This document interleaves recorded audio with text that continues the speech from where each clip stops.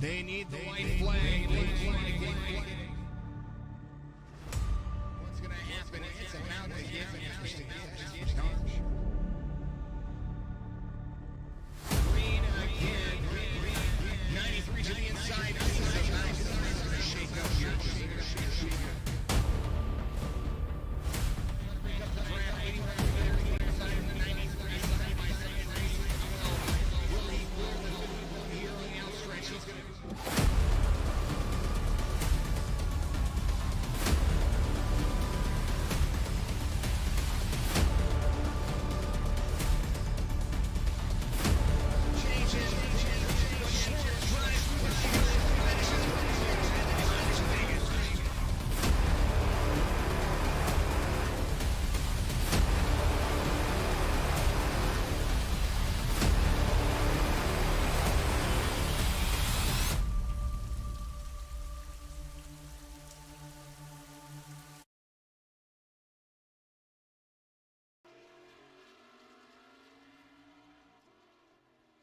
And of course, in all ways, good afternoon, good evening, good morning. Jason over here, Signature Esports. And a pleasure it is to have you here. We're doing it 2 times this week. Circuit of the Americas is the track. National Motorsport Simulation Association is the series. And right here, we're going to be running the Xfinity cars for the Car Series Championship Auto Racing Series. COTA is going to have 125 miles to be ran. These guys are going to be having a whole lot of fun. Austin Harger out there giving a big old comment. Appreciate you, buddy. You're absolutely awesome for being out there. Thank you for all the shares and the follows. I've got a thing up that I can watch all that now. It's kind of nice. I'm digging it. Schwartz, the fastest in practice, as they're getting ready to line up for the starting order here. Here is the track layout, 3.36 miles, 20 turns. We saw it yesterday.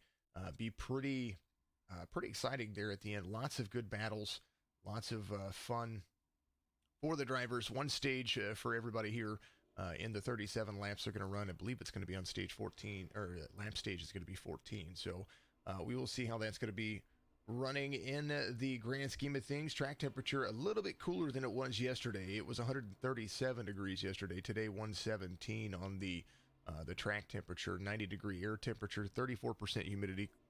The skies are clear. Yesterday they were kind of partly cloudy. The wind has died down just a little bit too. So we're going to see how that is going to work for them. Grand Prix configuration here in Austin, Texas, on iRacing, the virtual fun in all of it. Make sure you have all the comments out there. Make sure you give us a like and follow on all the platforms. We are broadcasting live on Facebook, Twitch, and YouTube. 2 Facebook pages, the Signature Esports Facebook page, okay, of course the main Facebook page that I broadcast to, and of course the National Motorsport Simulation Association. Go ahead and give us all a like and follow, because that's just kind of what we do. Pace car or safety car is going to lead them around here at the Circuit of the Americas. There's going to be a long little pace lap here, but just be patient. We'll get through the starting grid here as they're going to be ready to rock and roll. Jonathan Schwartz is going to be your pole sitter. He was the fastest in practice, and he's going to be the guy to chase here. Michael Sturgill ran a pretty darn comparable lap to him as they're going to get things ready to rock and roll here. We'll click on Sturgill for just a second. Under the 12s have a little bit of issues there. Maybe with a little bit of code going on right there. Who knows? We see things happen. Mike Watts, the 84, is going to be the inside road number 2. Brad Fulham, outside road number 2. Ray Rogers in the mix again. The 51 is going to be enjoying his drive from the 3rd row with Nick Garner to his outside. Ben Hurst and Wesley Burchett is going to be the next row number 4. Anthony Mossbasher, Phil Locke, all those guys. Phil Locke did a great job yesterday. He was running pretty hard. Chris Johnson, IJD Racing 74, is going to be there with Joseph Mahar. And we're going to go through and move down this grid real quick. Bradley, the 9. Josh Peterson, the 2. Chris McLean and Dave Harden are going to be out there in row number 8. Vernon Bureau and Rich Swatley going to be there in row number 9. Brad Williams, Clint Leatherwood. Leatherwood had a good race yesterday as well. He did pretty darn good. He's going to be there in row number 10. David Moore, Daniel Holcroft enjoying some things. James Kunkel, he's going to be the guy running the P's and Q's, so to speak, out there as they get ready to rock and roll. Appreciate everybody doing what you do. Remember, we try to enjoy as much as we can, and there are a whole lot of turns here for these drivers to be able to partake in. So we'll see what we can do. Waiting for the green flag here.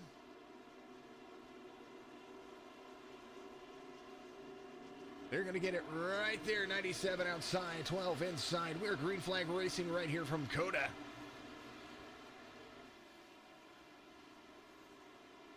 12 inside turn 1. A big old turn right there. We're going to see a lot of off tracks. We're going to see some spinouts. We're going to see a lot of stuff. Nick Gardner there. Cautions will only be thrown if it's a big mess. Here's what happened right here. I do believe Nick Gardner, I think he just went off track. I think that's all that happened there. So off tracks are going to be huge. Clint Leatherwood involved into something here. Let's see what happened with the number 10. I think he just had to stop here. And folks getting turned around. A couple of drivers there. One just all the way around. All right, back to Jonathan Schwartz. Who's going to be out. There's the 16. He's moving. That's Gardner trying to pick up a spot from the 84 of Watts. Consistent line's going to be a big factor here. That's that's turn 11 right there. Big old, basically a 145-degree turn that comes back at you. I call it almost a 180, but it just doesn't work that way. John Schwartz given a good run for everybody else's money. He's going to be up there up front.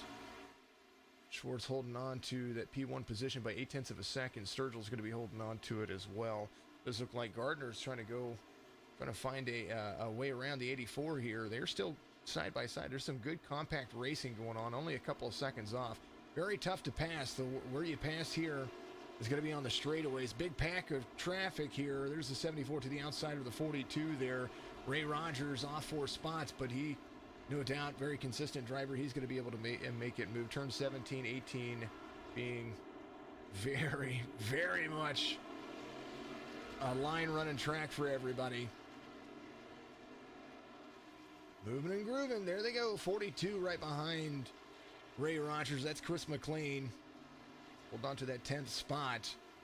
Chris Johnson there as well. He's doing what he can.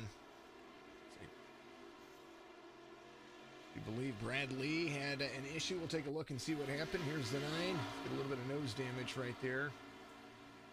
Clint Leatherwood got involved in something. We'll take a look. Ooh, I think Brad got right into the back of the 10, trying to break into the corner there.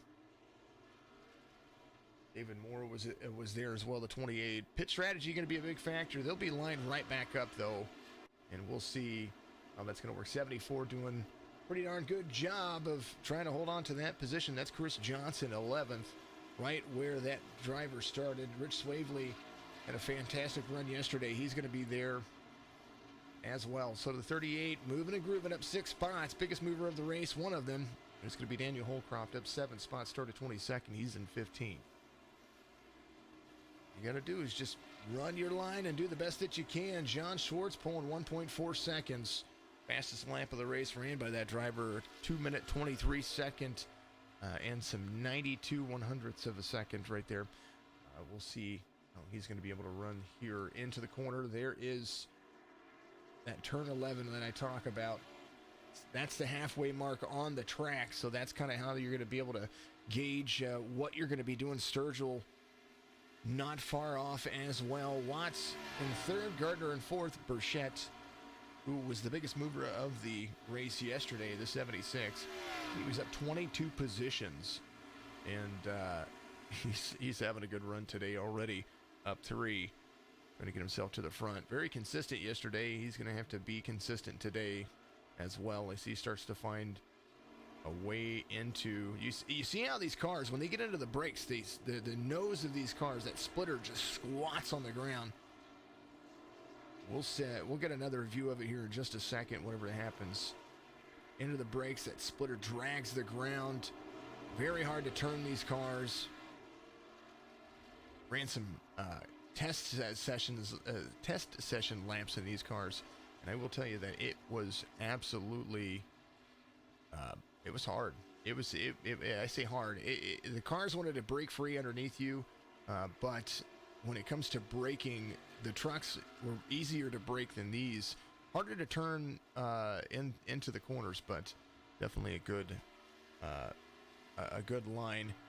2 minute 24 second lap for the 12, and right behind him he does have Sturgill, who seems to be closing in on turns. But the straightaways where the 12, it seems to be where he's pulling away from him.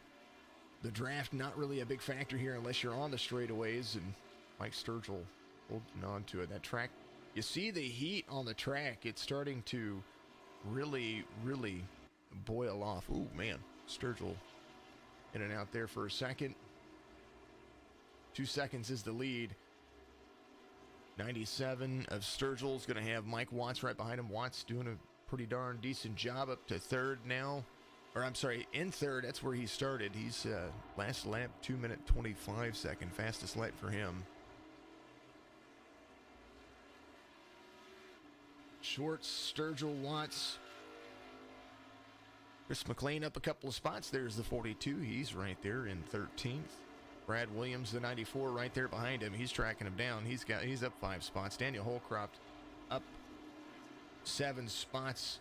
The 31 going to get to the inside of the 94 at some form or some fashion inside these turns. Very hard to pass in the S curves. There's a 74 goes off track right there. It does look like that is going to be Chris Johnson. Chris Johnson involved there. Let's take a look. 74 gets into the turn right there. Ooh, got loose. Definitely just got loose. All good things. Clint Leatherwood had to come off track. Here's Clint trying to hold on to it. The Pub Table Racer Chevy Camaro. It's into the corner here. Let's see what happened. It said he just came off track. Something happened shortly after that because he had to jump to pits. Something happened there. That's all I was trying to figure out. What happened? What happened to Clint Leatherwood? Oh, let's back up. Let's just back up. He jumped to pits. Let's back up and see what happened here. I think he might. Oh, he got loose just like Chris Johnson did. So the track temperature might be increasing here. Here's the 10. He got loose on the corner right there. Had to jump to pits. Let's move to Jonathan Schwartz as he comes around turn 1 for lap 4. They are moving.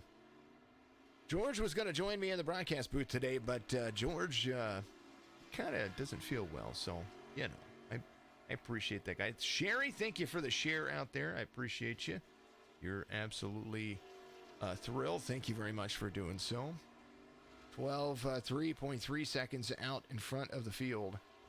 See, comes into, it's Jonathan Schwartz right there. Might recognize that name. I think we got goals or something like that now. Oh, there they are. New followers, goals, new stars, goals, all that stuff. We'll keep it down there at the bottom for 30 seconds because I guess that's always good things. Mike Sturgill trying to hold on to it in second. Got to find some speed here. Last lap for Jonathan Schwartz at 2 minute 24 second lap. Mike Sturgill is right there in that regard. 2 minute 26 lap. Mike Watts, he's carrying a little bit further, a little bit better. As you see, I'm going to show you here lap times on the bottom of your screen. Sturgill carried a little bit better on lap 1 and lap 2, but lap 3, Watts gained over Sturgill. That's that 129 right there. So Watts starting to put together some laps here. Sturgill trying to gain on Schwartz. Schwartz just a little bit better over these last 3 laps as they continue to move forward. 97 trying to hold on to it. Moving and grooving. That's what they do. Go Sturgill, says Mike Sturgill. Mike, good to see you out there, buddy. Good to see you. I appreciate you, man. I really do. Mike Sturgill shouting out the 97. We know that's Mike Sturgill Jr., MJ, there in the 97. Front stretch run for the driver. He's trying to close some distance down. Last lap for Jonathan Schwartz, 2-minute 25. Sturgill, 2-minute 26. About a half-second difference between the two when it comes to a 2-minute 25 and a half for Schwartz and Sturgill, 2-minute 26:02.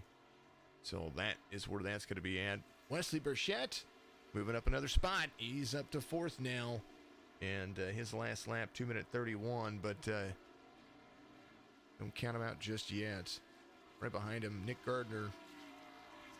Rich Swavely, he's up 12 spots. He's going around the 70 of Ben Hurst right there. Ben having a good start to his race right where he started in 7th. So no qualms about that. He was up to 5th, and then after some cycling, everything kind of worked its way out. He moved to 6th, and then now back where he started. Ray Rogers trying to pick up the pace, get back where he started. Ray Rogers in 8th place, the podium Toyota right there, trying to track down Ben Hurst. His last lap was a 2-minute 31. Ben Hurst was a 2-minute 29. Man, that's all. Haley, what's going on out there? That's Woolie's daughter. Good to see you, darling. Hope you're having a good day out there. 70, a little bit off track there, just a little bit, but that's kind of how some of these turns are. I've learned my lesson when it comes to these turns. I did go and accept Haley out there. I did go and get all those hydrates for you, redeem those hydrates for you. So hopefully you get to enjoy that. Brad Fulham, the 19, he is off. He started 4th. He is off 5 spots. Kind of happened to him yesterday too, but I think he's just trying to have a cleaner race this time. Got wrapped up in a few things yesterday and put a damper on his race. The WestJet 19, there he is. He's in 9th. Trying to track down Ray Rogers. He ran a faster lap than Ray last time by, so he is kind of catching him. Rogers on, I think Brad had some issues on 237, on that 237 lap, so Rogers able to pass him. And then lap 3 better to Fulham, and lap 4 better to Fulham right there. It's the orange numbers. Rogers better on lap 2. Fulham better on lap 1 as well. So that's kind of where it's at. That's what you're seeing. This is what we're going to see over the course of the race. Mike Watts in on pit road. They cannot make it on pit strategy when it comes to what they're doing here. So you know, kind of one of those things that you have to keep in mind.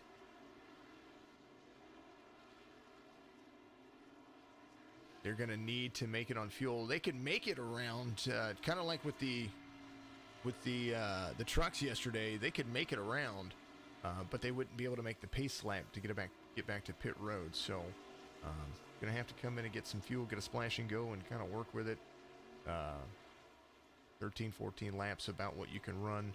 So a couple of green flag pit stops going to have to happen for all the drivers. At least one after the session changes. And that's pretty much how it goes. Omega Leaf CBD is one of the sponsors here at the National Motorsport Simulation Association. Make sure that you go give Jim a big old hello for me on his Facebook page. Say, Jim, how you doing, buddy? Jason over here, Signature Esports, sent you. And go to the websites, their website, OmegaLeafCBD.com. Do some research about the products that they have there, and make sure that you sign up for the newsletter. You get a little discount, but also use promo code CARS25, C-A-R-S, and the number 2, the number 5, and check out, and you will get yourself a 25% discount all season long right here for Omega Leaf CBD. Big old thank you to those guys over there. 70 right there in front of Ray Rogers. Hurst trying to hold on to that position. He is up 1 spot. Ray Rogers there as well. Right there on the back. He's getting close to the back bumper. That's going to be the battle that we're going to be looking at. John Schwartz, 6 seconds is the lead for the number 12 E-Class driver with a 2300 I rating. Almost a 2400 I rating in the Road Series. Michael Sturgill, 1700 I rating, a B-Class driver. I guess they're just needing a couple of races just to get some things done. My night has been absolutely wonderful. Haley, I hadn't seen him yet. I went into Twitch and did some things and moved some things around, and that's when I saw them, so absolutely cool. Appreciate you doing that. We'll get to the point where we're going to be trying to drive. Now, the tire changes here, I think the tire change is going to be about the same. I think they've got two tire changes, or 3 sets of tires total for the field. So they're going to have to take care of those tires as they move forward.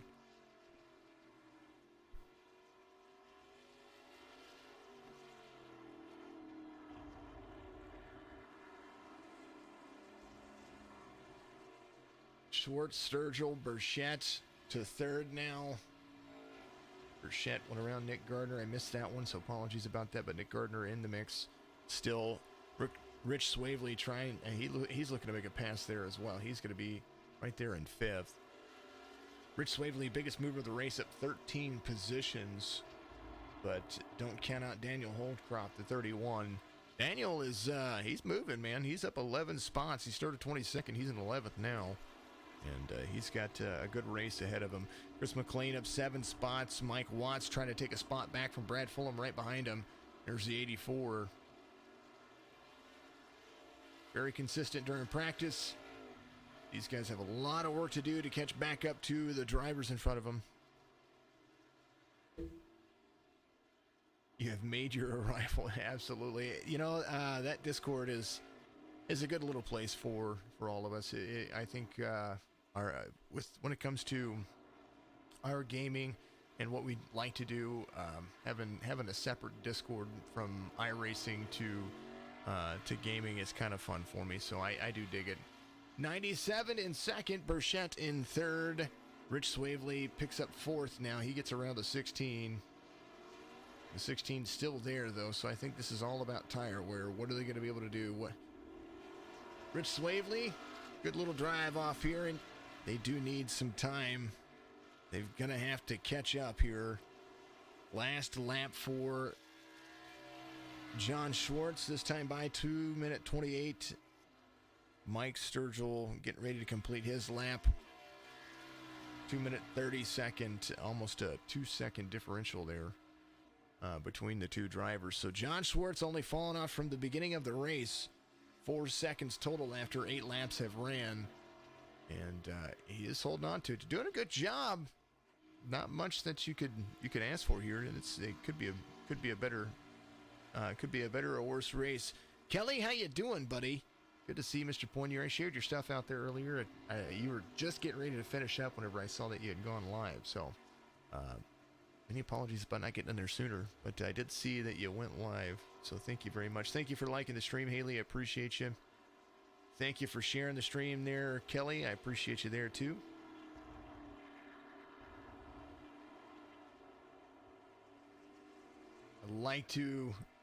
I like folks being able to see what they're doing, you know, all the shares and stuff like that. It's just important to me that you guys get to see that.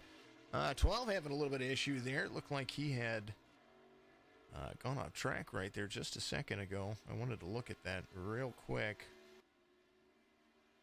because his gap is shrank just a little bit. Vernon Bureau had an issue. Let's take a look and see what happened here. Said he crashed. I think he just slowed down. I don't like that once they get down to where they have to hard brake that it says they crashed. That doesn't make any sense to me. So, dumb. Yeah, no, things happen. Yeah, he just slowed down. 97 there. Uh-oh. 97 taking over the lead. Does look like Schwartz was in and out there. I was trying to figure out what was going on there. He's got some net issues going on. It's showing him in the relative still, but I'm not quite sure what happened. So we'll see how that's going to work for him. Josh Peterson driving that modified. Something happened here. Take a look and see. See Chris Johnson in the middle. Oh, he just had to slow down. Had to make a wide turn. That's how I drive that turn, just so you know. And that turn, that's the same thing for me. Schwartz coming around, complete lap 10. Oh, everything's doing good, man. Everything is wonderful. Good to see you out there. I appreciate you, of course. Everything's good. It's a good night. Good night for a broadcast. Good night for some NMSA racing, and you know. Chris Johnson just went around Rich Swavely. Rich Swavely having some issues here. Oh, Rich Swavely not on my road. Oh, Rich Swavely. Something's going on with Rich Swavely. Can't see him. 42. There he is. McLean. I think iRacing having some server issues, maybe? It's quite possible. Who knows?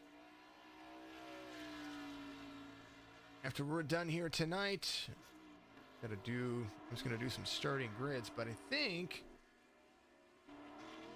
that quite possibly, thank you very much, I might get on and actually do some gaming tonight. I feel like gaming tonight. You know, that whole I feel like chicken tonight? I feel like gaming tonight. John Schwartz, 9 seconds. I think some things settle down for him here as he comes around and completes lap 9 under green flag conditions. Chat it up, Haley. You're amazing.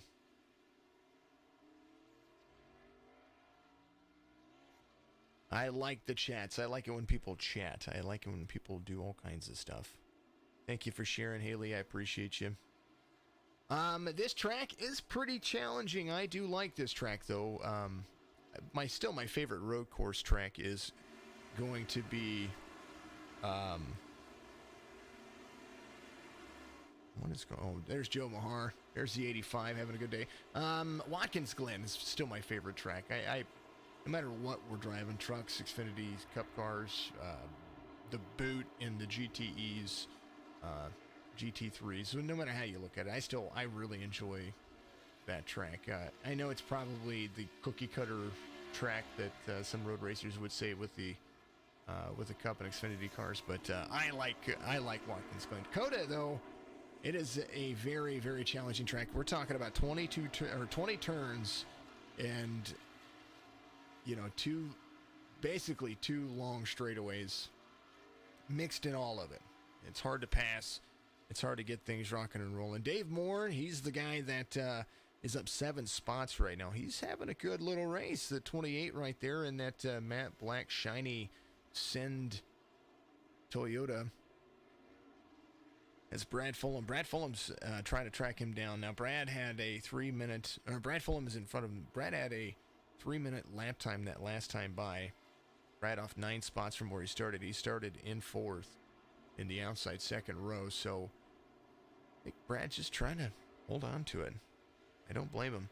Nick Gardner in on pit road. He's coming in for a splash and go. There's the 12 of Schwartz. That's what I keep telling people, too. We're seeing some lap traffic be affected here now. Vernon Biro just got lapped by the race leader. Vernon, how you doing, buddy? You're doing all right. Bud D Beast, the 22, it looks like. I think that's what that says right there. Mike Sturgill in second.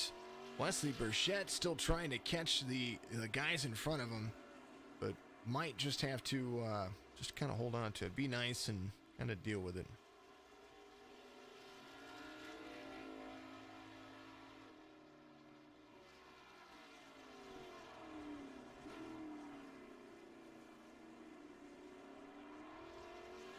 Atlanta's not bad. He'll tell me the same thing. Haley says out there that Wooly would tell me the same thing. I get it. Ray Rogers moving up the grid. There he is in 5th. There's the 51 doing what he can to catch back up.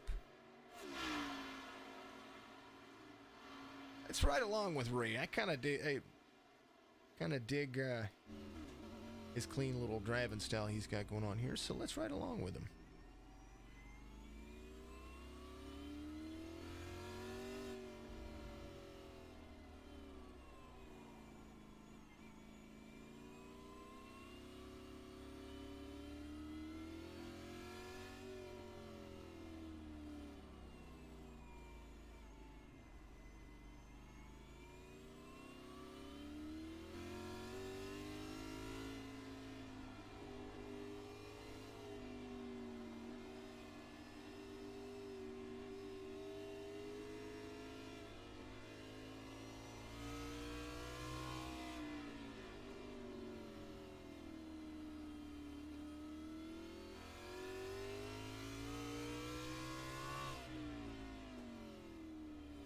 Clean little pass on some lap traffic there. That's pretty darn awesome.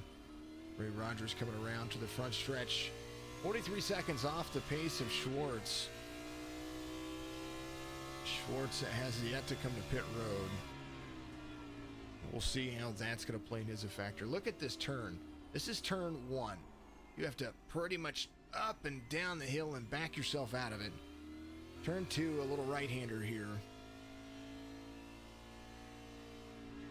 Turn 3 is an S-curve to the left.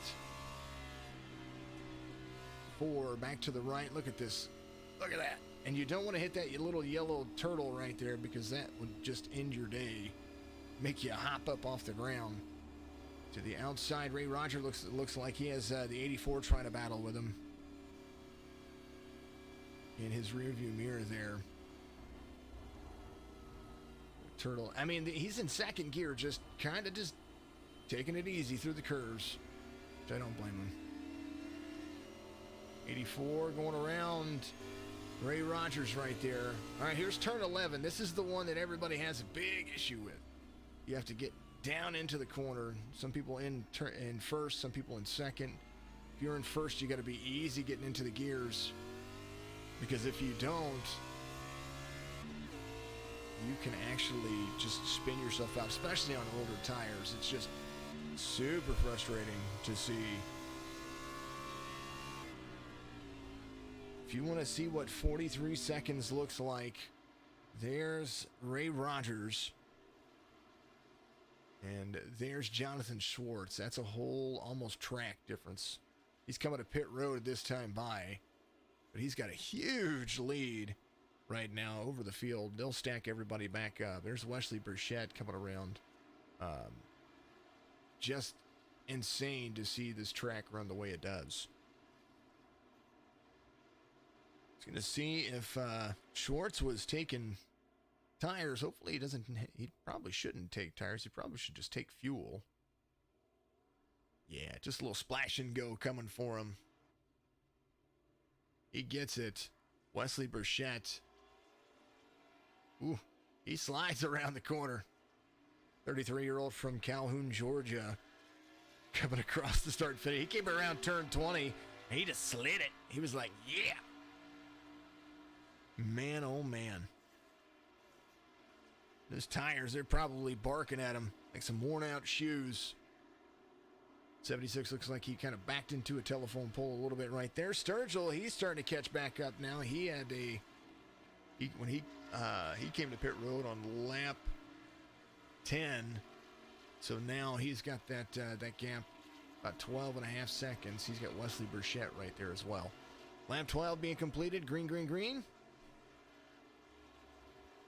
Yes, thank you for liking the stream out there, Mr. Pointy. Appreciate you very much. 97 in third, Watson fourth. He is having a heck of a day. Watts came to pit road on lap 6, so he's doing pretty darn good for the simplest of runs that you could have at the moment. Ray Rogers in fifth. Says he has not been to pit road yet, so we will see what happens here. Chris McLean, he might be saving. I don't know. 42 hasn't been to pit road yet either. Wesley Burchett has not been to pit road yet. So we're going to see kind of how that's going to hold out here. You know, folks, we do tell folks that, you know, green flag pit stops, very important on where you need to be, but you got there's just no way to know. No way to know on what's going to happen here. 76 has the 97 behind him. 97 right there. Rich Swavely in the mix as well. Swavely, he's 3 laps down. How is Rich Swavely 3 laps down? He was like there in fourth. Something happened to Rich. I didn't see it. Mr. Swavely, what happened to you, buddy? Excuse me. Oh, he had to jump to pits. So let's see what happened to Mr. Swavely. A long pit cycle. Here, let's take a look. Rich Swavely had to jump to pits. It's lap 8. I wanted to see what was going on there, folks. It's not going to show me. Something happened. I don't know. Let's go back to live, though. Swavely coming across the front. 25 laps to go here at COTA. And we're going to start getting to the big swing of things. Sturgill there now. I do believe Wesley Burchett in on pit road this time by Ray Rogers. Going to go around, complete another lap. Wesley Burchett getting some dents pulled out of the back of that car. There he is. Took a little bit of a repair there. That helped. That's going to help a little bit. Jonathan Schwartz, 12.8 seconds out in front of Sturgill. Sturgill's going to have an opportunity to try to catch up. What's up, Newman fan? Good to see you, buddy. Out there on YouTube.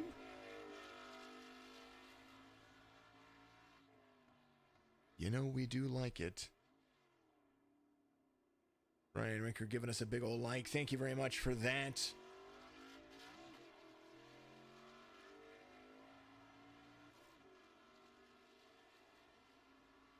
They're driving COTA. It's just it's a good little fun. Joe Mahar in on pit road. Chris Johnson taking over 12th place now, trying to track down David Moore, who's up 10 spots. David Moore in 11th right now. Brad Fulham's starting to pick off a few spots. He's getting back in the mix. He came out on pit road in lap 7. And they're going to be running. Wanted to see where Ray Rogers is going to finish. He's in 4th right now. He's up 1 spot from where he started. Chris McLean's in 5th after some running here. Chris McLean possibly needing to come to pit road too. Ray Rogers, we'll see if he's going to come this time by, but Chris McLean really holding on to his lap times. Ray Rogers last time by 2 minutes 31 seconds. John Schwartz is his total lap time, including his pit cycle, 2 minutes 56 seconds for that driver. So 20 seconds able to be gained by the rest of the field. Jonathan Schwartz coming around. Let's see what kind of lap he's going to put down here this time by. Ray Rogers, the man on a mission. So is the 42. So is the 28 of David Moore. 24 to go here. Long laps. That's what they are. They are long, long laps. Thank you to everybody out there. Appreciate the live streams and live feeds, the shares, the hosts, and all that stuff. You can host me. Follow me on Twitch.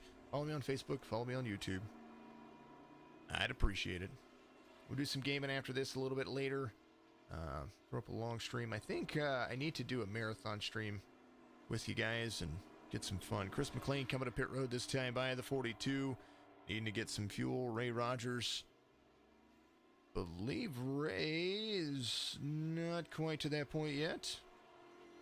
Does look like he will be coming to... Oh, yeah, he is.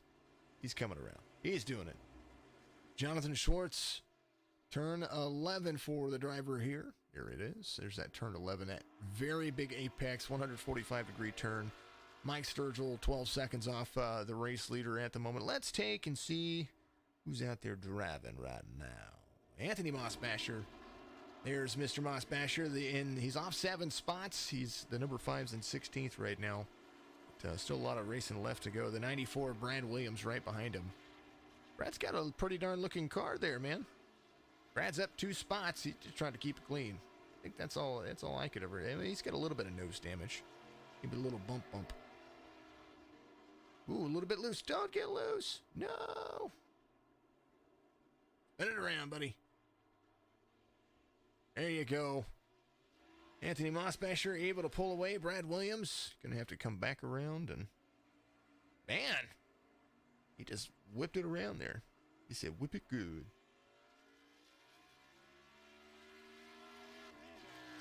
Jonathan Schwartz out front.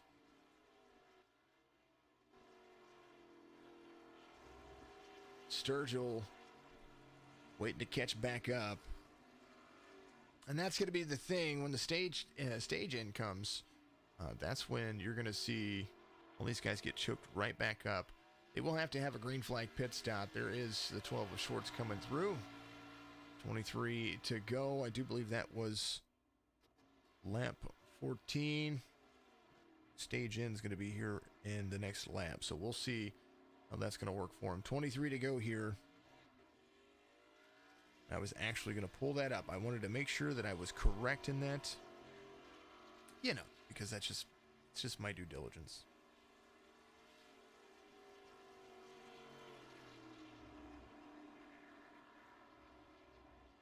Dun, dun, dun. Oh, it changed it. Schwartz, Sturgill, Watts, Gardner, and Ray Rogers in on pit road this time by. He waited as long as he could. You like the black number 20? Oh, is that the? Dun, dun, dun, dun, dun, dun, dun, dun, dun, dun, dun, dun, dun, dun.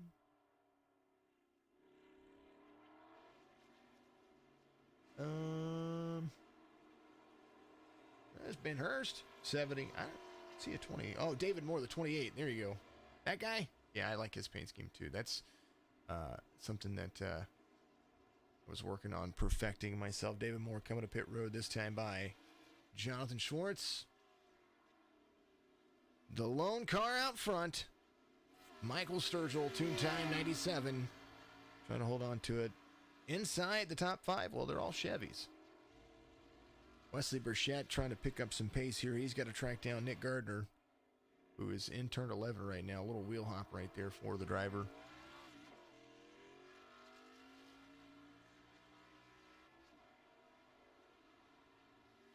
I was like, where's the 20?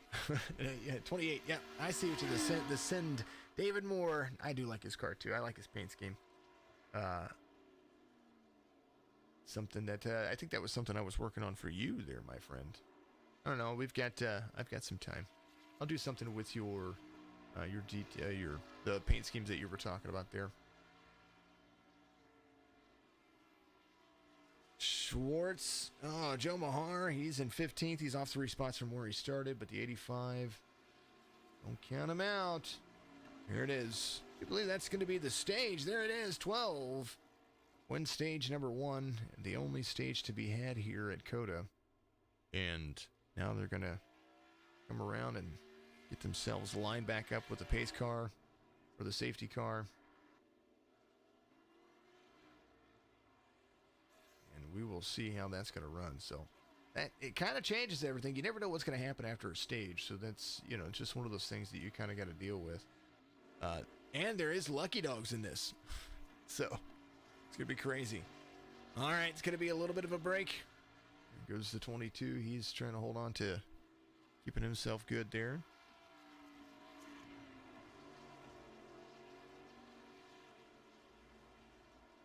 They will come around, meet the safety car here in just a little bit. John Schwartz, stage 1 winner. Sturgill, Watts, Gardner, Burchett. It's going to be top 5. First, Ray Rogers there in 7th. Phil Locke, Chris McLean, Brad Fulham, all going to be there. Ray Rogers, when he came to pit road, I believe Ray went ahead and he might have taken tires too. So did Chris McLean. So those guys, when they came to pit road, they might have just anticipated being out front for a little bit after the stage ends. So when Schwartz comes to pit road, he's going to take tires and fuel. And kind of what happened yesterday too. A couple of drivers stayed out, and that's kind of where they were at.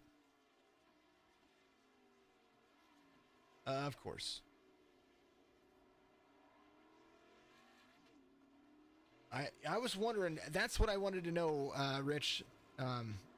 Swavely out there from 20th to 3rd in 9 laps. Yeah, I was wondering, man. I was wondering what happened to you, because all of a sudden you were just gone. I was like, what in the world happened to Mr. Swavely? And Mr. Swavely was the 38, and his internet crashed, is what he's talking about there. You were doing phenomenal, man. Very, very phenomenal. So at least we get to, no sweep this week, but at least we get to see you. If you guys want to go back and watch what Rich did yesterday, it was phenomenal. Just phenomenal. Great day, great race. And he had a lot of fun. All right, they're going to be trying to catch up to the pace car here. A lot of time away. from the, basically a 5-minute lap coming around. So we're going to have a little bit of time here to chit chat. If you want to ask some questions, go for it. He loves you. I know he does. I know, Haley, that your dad absolutely loves you. 12's going to slow up for the pace for the safety car here. There it is. Now they're going to be kind of just waiting for the rest of the field as they come up to the back. We'll see some green flag pit stops. There's a chance for you to interact and chat with me. I appreciate it. It's kind of what we do. Kind of dig it.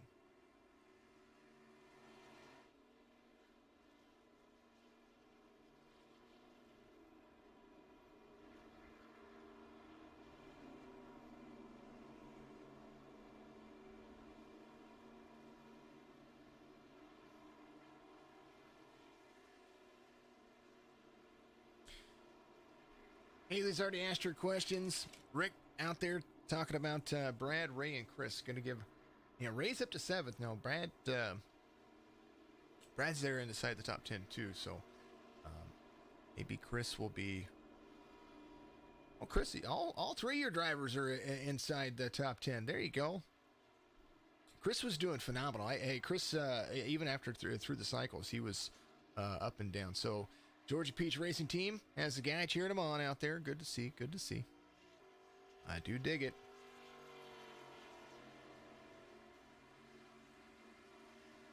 Haley's asked her questions, so no questions for her. 42 trying to catch up to the field, and that's what you're seeing. These guys are really just on these road courses. Sometimes you're just so far away that you have to. You're doing everything that you can to get back around.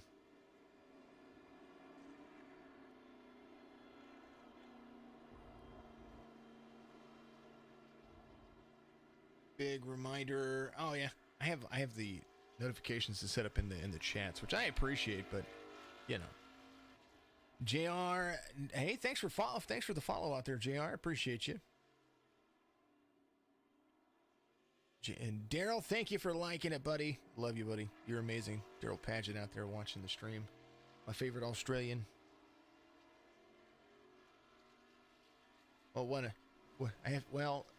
I guess Jo she's from New Zealand now, but I guess she is originally from Australia, I believe, as well. So you got 2 favorites.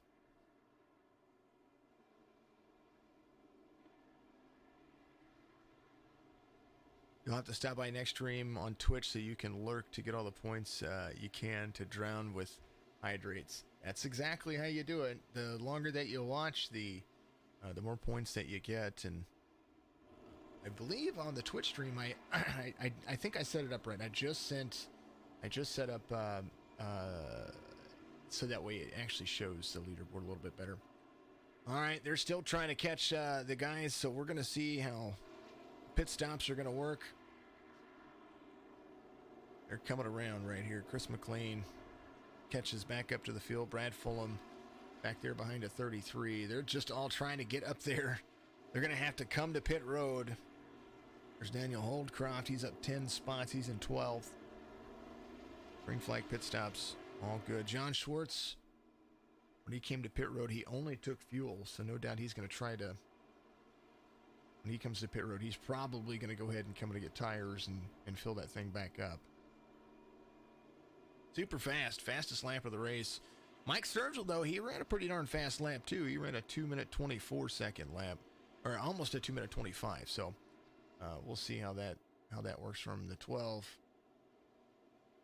down to pit road speed. Mike Sturgill in front of him. Here's what it looks like on pit road, folks. He's like, I've got you.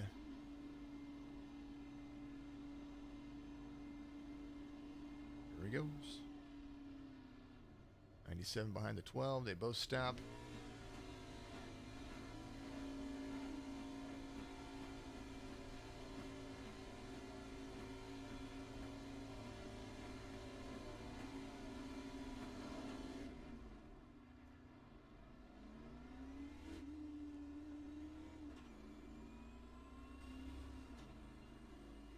Haley's probably going to use, you've probably used most of your points, the most hydrates you've, 15 at once? I think so, something like that. Josh Peters is going to be your race leader. He's super modified. Came in on lap 12. And he's out there. He's literally the super modified.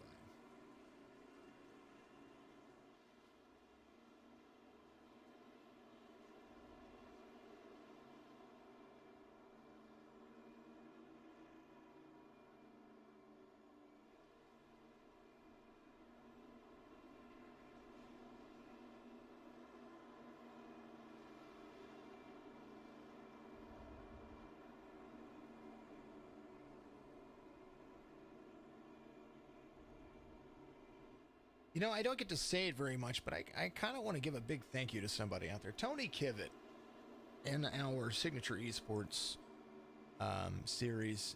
He has done a ton of work for the drivers out there. So I know that this is the National Motorsport Simulation Association, but I publicly want to say thank you to that guy. He has absolutely done a lot of keeping the numbers situated over there. You know, just kind of doing his thing. So, good dude. Very good dude. If you don't know who Tony Kivett is, he's part of Drinking Bros Racing. And, you know, we're just going to have to do a lot for that guy. What a good dude. Seriously, what a good dude.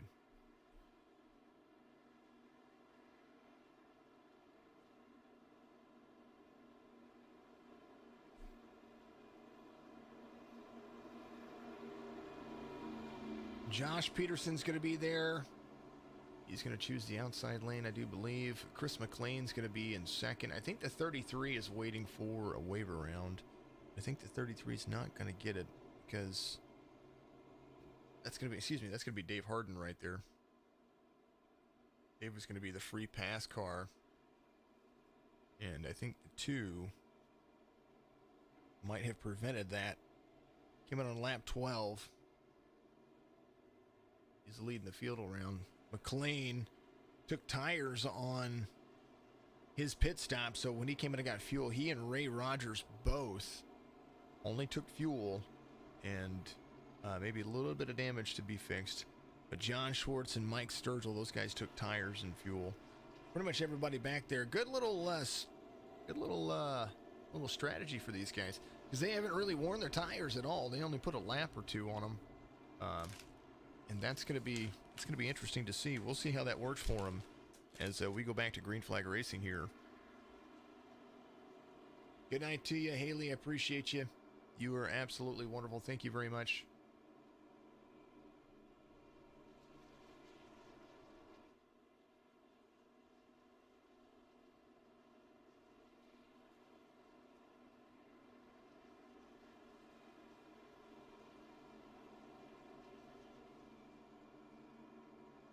Yeah, why not? Rich, we'll bring you in here, buddy.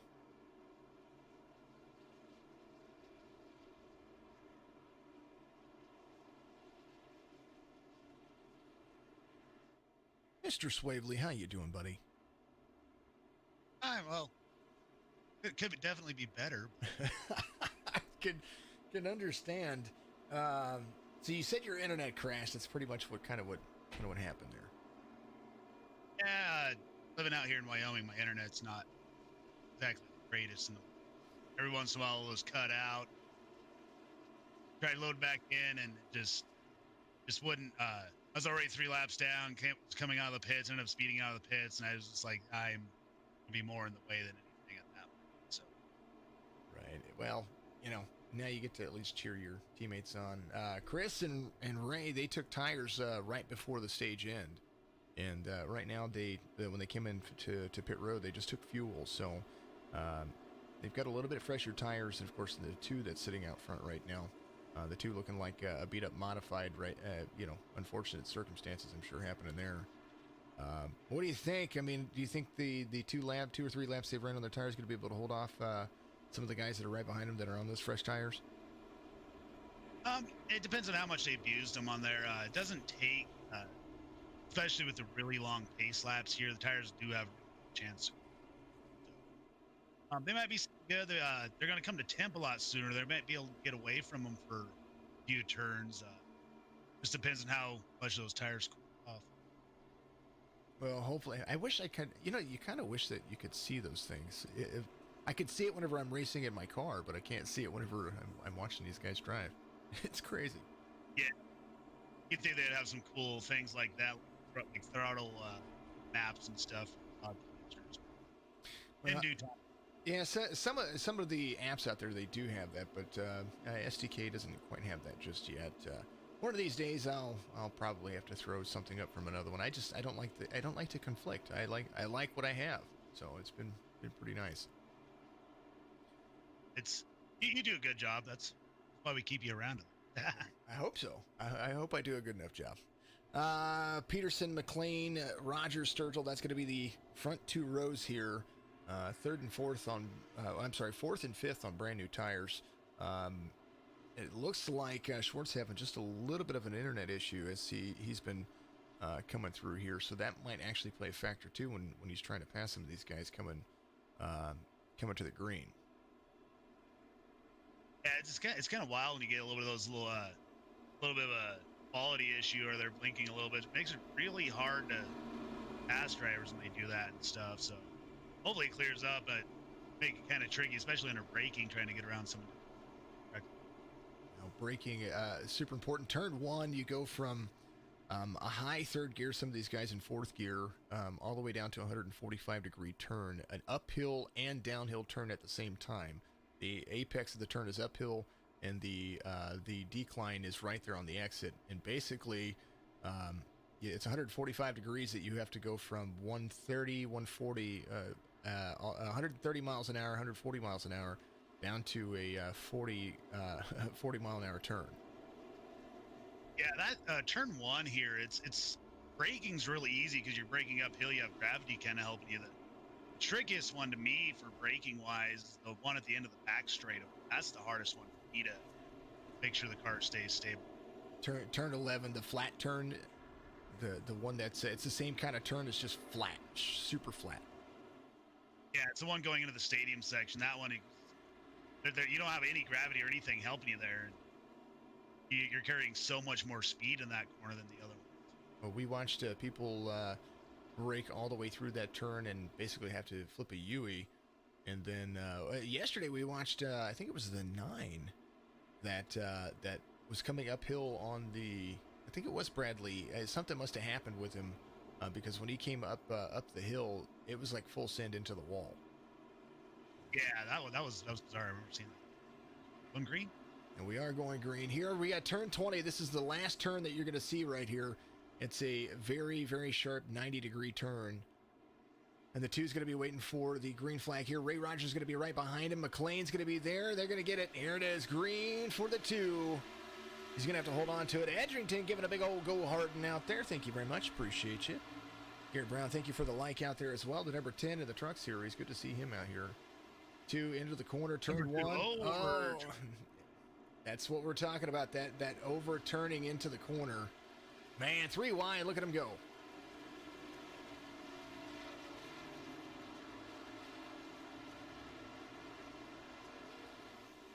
Chris McLean taking over first position now as Ray Rogers still holding on to second. So teammates back to back here as Ray has the 97 all over him. Jonathan Schwartz back to 5th, 97 trying to go to the inside right here. As you see the S-curves being, those are tricky. To me, it's hard to carry speed because they're all different curves. Yeah, they're all different curves, and it's all about rhythm through there. You mess up one of the S's, all the rest of them are all messed up there. So there's that flat curve, the turn 11 here, where it is all about corner exit. Jonathan Schwartz trying to catch up to Ray Rogers. Rogers back to 3rd. Schwartz having a little bit of net issues there. We'll keep in touch with the 51 as he continues to move forward. Josh Peterson, he's not far off though. Don't count him out. He's still up 8 spots. Yeah, he's got a little battle behind them. Potts getting around Peterson. He's got Mike wants the 84. He's been doing pretty darn decent. I think pit strategy is going to play benefit to him when it comes to a green flag pit stop. He got in and off pit road pretty darn fast and has the tires to be able to work it. The 51 Ray Rogers is going to be right there in front of him. Hard braking for a lot of the drivers inside that. That's turn number 19, or turn 18 right there. Turn 19 here is the right-hander. Huge run. Chris McLean leading out there. A little bobble.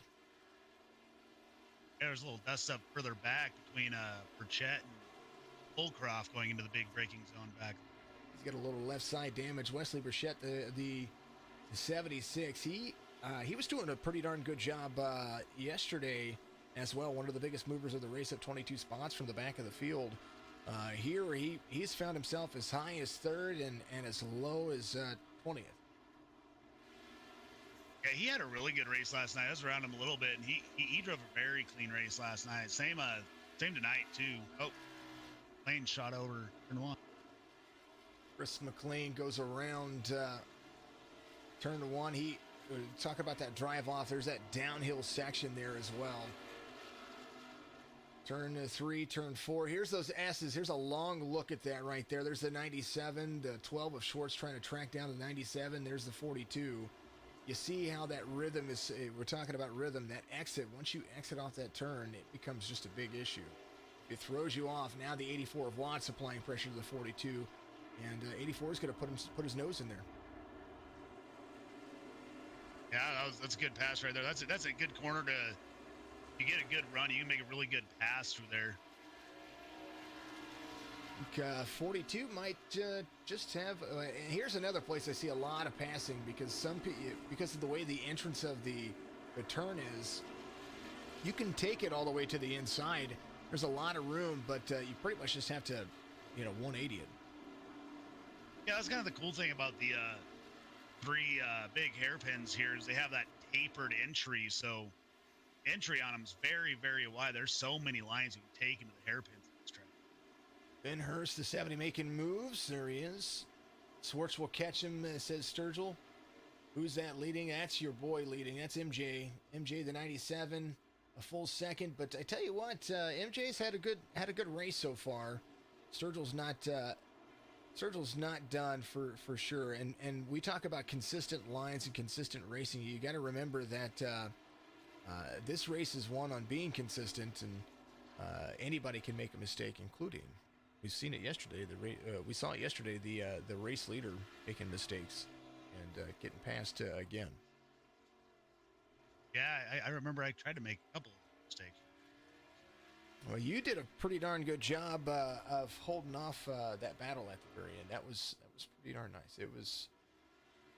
You had to really be consistent. And for those who don't know, talking to yesterday's race winner here at COTA, and the drive off into the corners, you just kind of got to count your marks and know your lines and know where your braking zone is going to be. 97 making a good turn there at turn 1.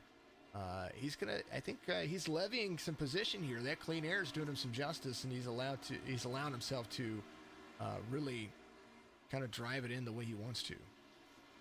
Yeah, I will say I'm not sure how much you pay attention to the times and stuff through practice. Mm-hmm.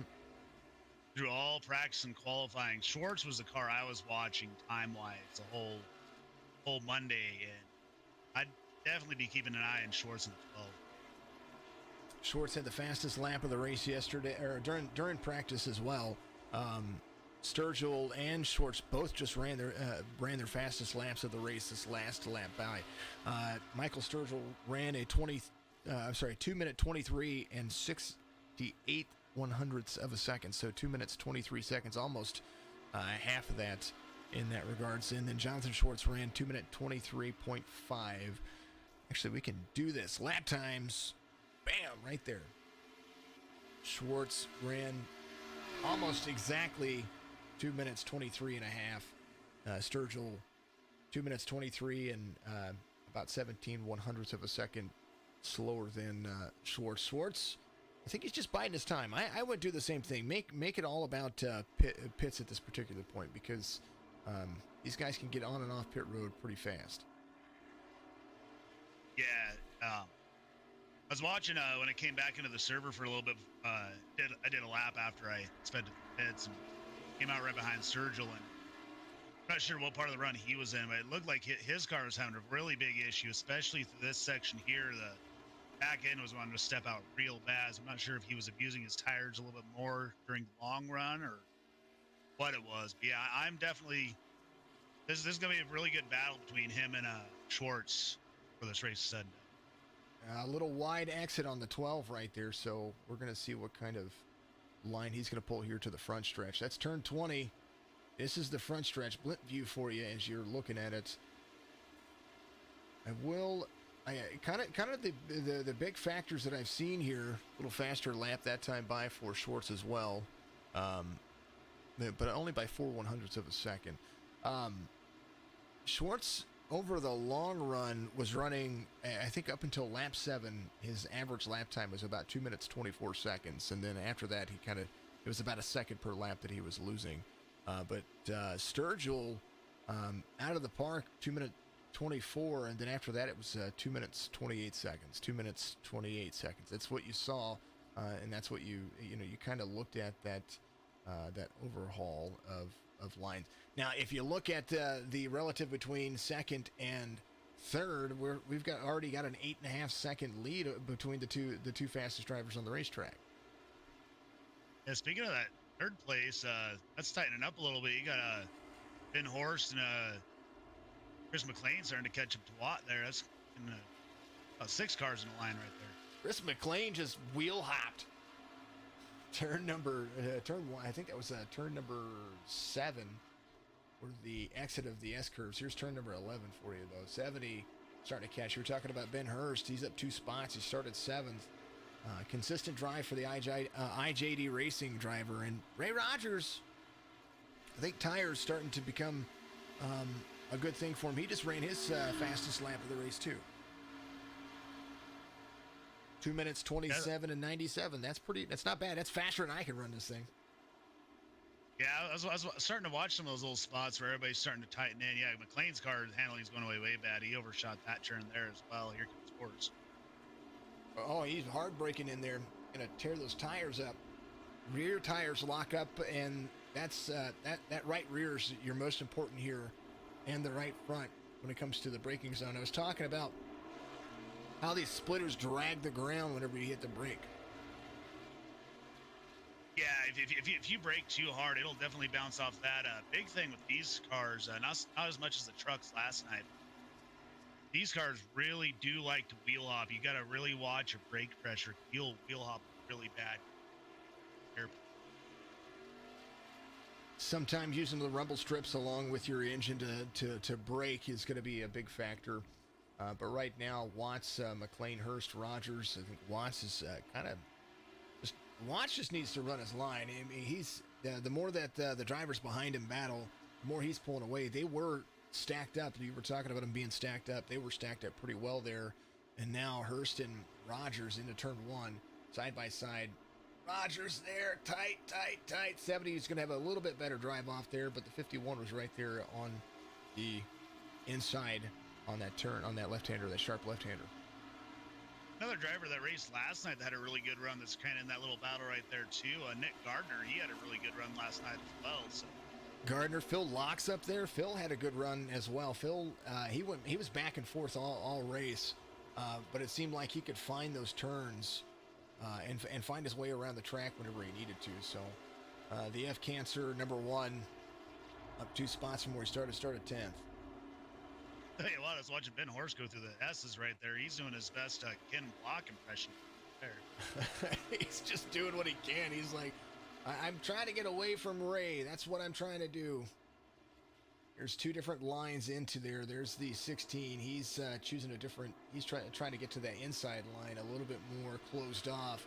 70 and the 51 using a more outstretched line. Yeah, the hairpins, there's 2 ways to really take the hairpins. You can either take the max radius of them, or I know some drivers, I kind of picked up on it towards the end of the race last night racing Austin, was do a late apex on the hairpin, and you can kind of bind it up a little bit more, but you get a way better run down the straightaway. which is where you need to carry that speed. The straightaways are the places where you see them passing the most here, and actually in the trucks, that's what I would say. Here in the Xfinity, these Xfinity cars, I'm seeing more of the more passing on the corners. Anthony Mossbasher, he and Brad Fulham having a battle back here. Brad Fulham passing on the outside of the corner in turn 17 and 18. There's the 5 of Mossbasher, really just making it stick.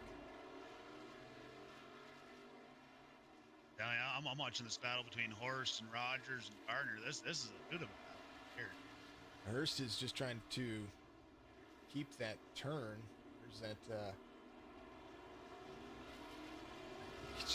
You just kind of look like. Let's look at the gearbox view here. This is the rear view, front stretch run.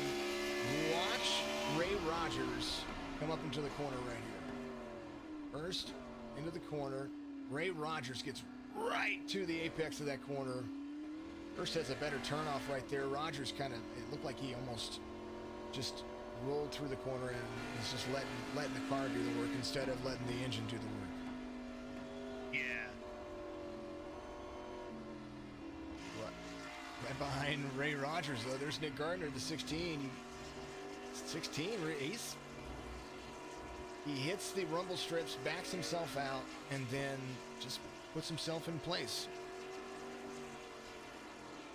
He's like I said last night. I was around him a couple times. He has a very consistent, very smooth line. I know he's a little new to the league. I think he's only been in racing around with us for 2 or 3 weeks, but I've noticed he's a very, very smooth, calculated driver. I kind of like that. Chris Johnson trying to pick up some spots. Chris off to no hood on that car. We saw a little bit of the issues that it takes earlier when Chris had the worn tires just kind of got out of turn 2 and just went around. And that, it's hard on those old tires when they start heating up. You step into the gas too soon on a flat portion or a downhill portion, those cars can go around. 74 picking up some spots though. 2:32 on the last lap. Yeah, and, turn 2, it's kind of drives like it's what the drivers will call a negative camber corner. It's kind of like the corner falls off. The car is very, very loose, very free going. 97 trying to hold off as they come into turn 20 here. Oh, man, something jumped around there. Something blinked at it out for me. Overlooking, there's the front stretch. Schwartz, I think it's only a matter of time because Schwartz he's testing moves in corners. Mike Sturgill, your race leader, still second over as they enter turn 1, but I think the exit of the turn is not where Schwartz is catching him. I think the straightaways, I said it before at the beginning of the race, the straightaways seem to be where Schwartz pulled away from the 97, and right now it seems to be where he's actually making time on him inside the straightaways and the larger of the S curves. Yeah, I noticed kind of just watching him for a couple laps. Seems like it's a tale of 2 halves of the track. First half of the track over here, Sturgill seems to pull a little bit of distance. Once you get on the back straight and past there, it seems Schwartz has a little bit better car on that section of the track. Right about here is where Schwartz kind of turns on his charm. 97 braking hard into the corner right there. 12's going to make some gain right there. Good little. He's got that apex down. He's got that corner down. That's his corner. I've seen it time and time again. Now they're coming into turn 12, a little right-hander right here. And then we're going to have a left-hander coming up right here where you have lap traffic now. That's the 33 of Hardin. 12's going to make, 97 got loose. 12's going to just let him have it, though, for a moment. Yeah, we're coming up close. So within the next couple laps or so is going to be where you can split this final stage. I wouldn't be surprised to see a couple guys start dipping into pit road. 97-12 to the outside. 12's trying to make that turn a little bit more available for himself. 97 not going to have the drive off that you would think, and now they're bumping a bumper for the right-hander here. Turn 18. or turn 19. Now we're going to have the turn 18. There it is, turn 19. I'm getting it right, I promise.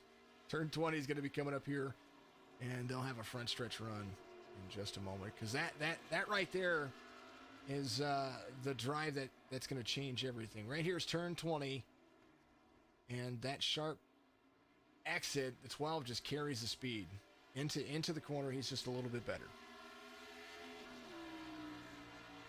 But they ran identical lap times. That's crazy.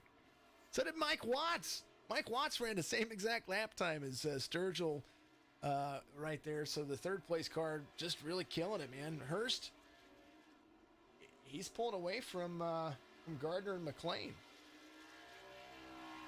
We still got 4 cars under a blanket, 4 through 8. That's a great.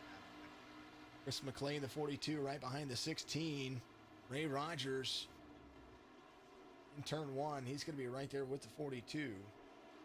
Teammates right there trying to find a way around. Wesley Burchett, he's coming into it too. He is braking hard into turn 1A. He's just on the brakes. And I had Ben Horse. Go ahead. I was gonna say Ben Horse finally got clear of that. He's starting to chase down Watts for that 3rd place spot. 5 seconds off. 2 minutes 28 seconds on the last lap to Watts. We're gonna look at it right here. 1.2 seconds gained on lap 26. 23, 24, and 25 better for Watts, but Hurst making up some ground on 26, and I mean a lot of ground.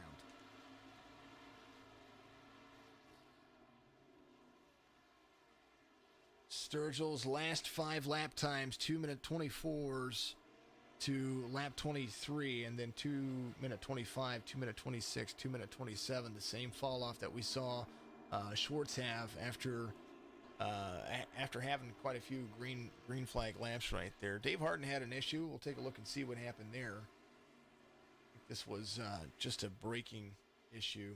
Man, poor car has no hood. Just a hard break right there. Easy to turn a car to a modified. Same with Bristol. Look at the 12. He's once they got onto the backstretch, the 12's just there. He's just all over the back bumper. Sturgill better on every lap but lap 24. It's really like Schwartz's car has a lot more mechanical grip, so like the slower speed corners, like the hairpins and whatnot, his car gets through a lot better. But once you get to like the sweeping S's and stuff, Sturgill starts to pull away. Let's see if he applies the pressure here in turn 1. Mike Sturgill out there says he may get him in pits. What do you think? I think that it's a possibility, because the 97's in P2. He came off. He had a better pit stop than the 12 because, of course, the 12 started behind him. Now that's going to be a battle coming up right there. He's trying to get to the inside S-curves for the driver right there, the back bumper. J-Bell, what's going on, buddy? Good to see you out there, man. Sturgill carrying that line well. The 12, I think, noticeably seeing that his issues with his internet, he may not be able to see where the 97 is, so he might not be going for the pass. Ben Hurst, he's making a pass on the 16.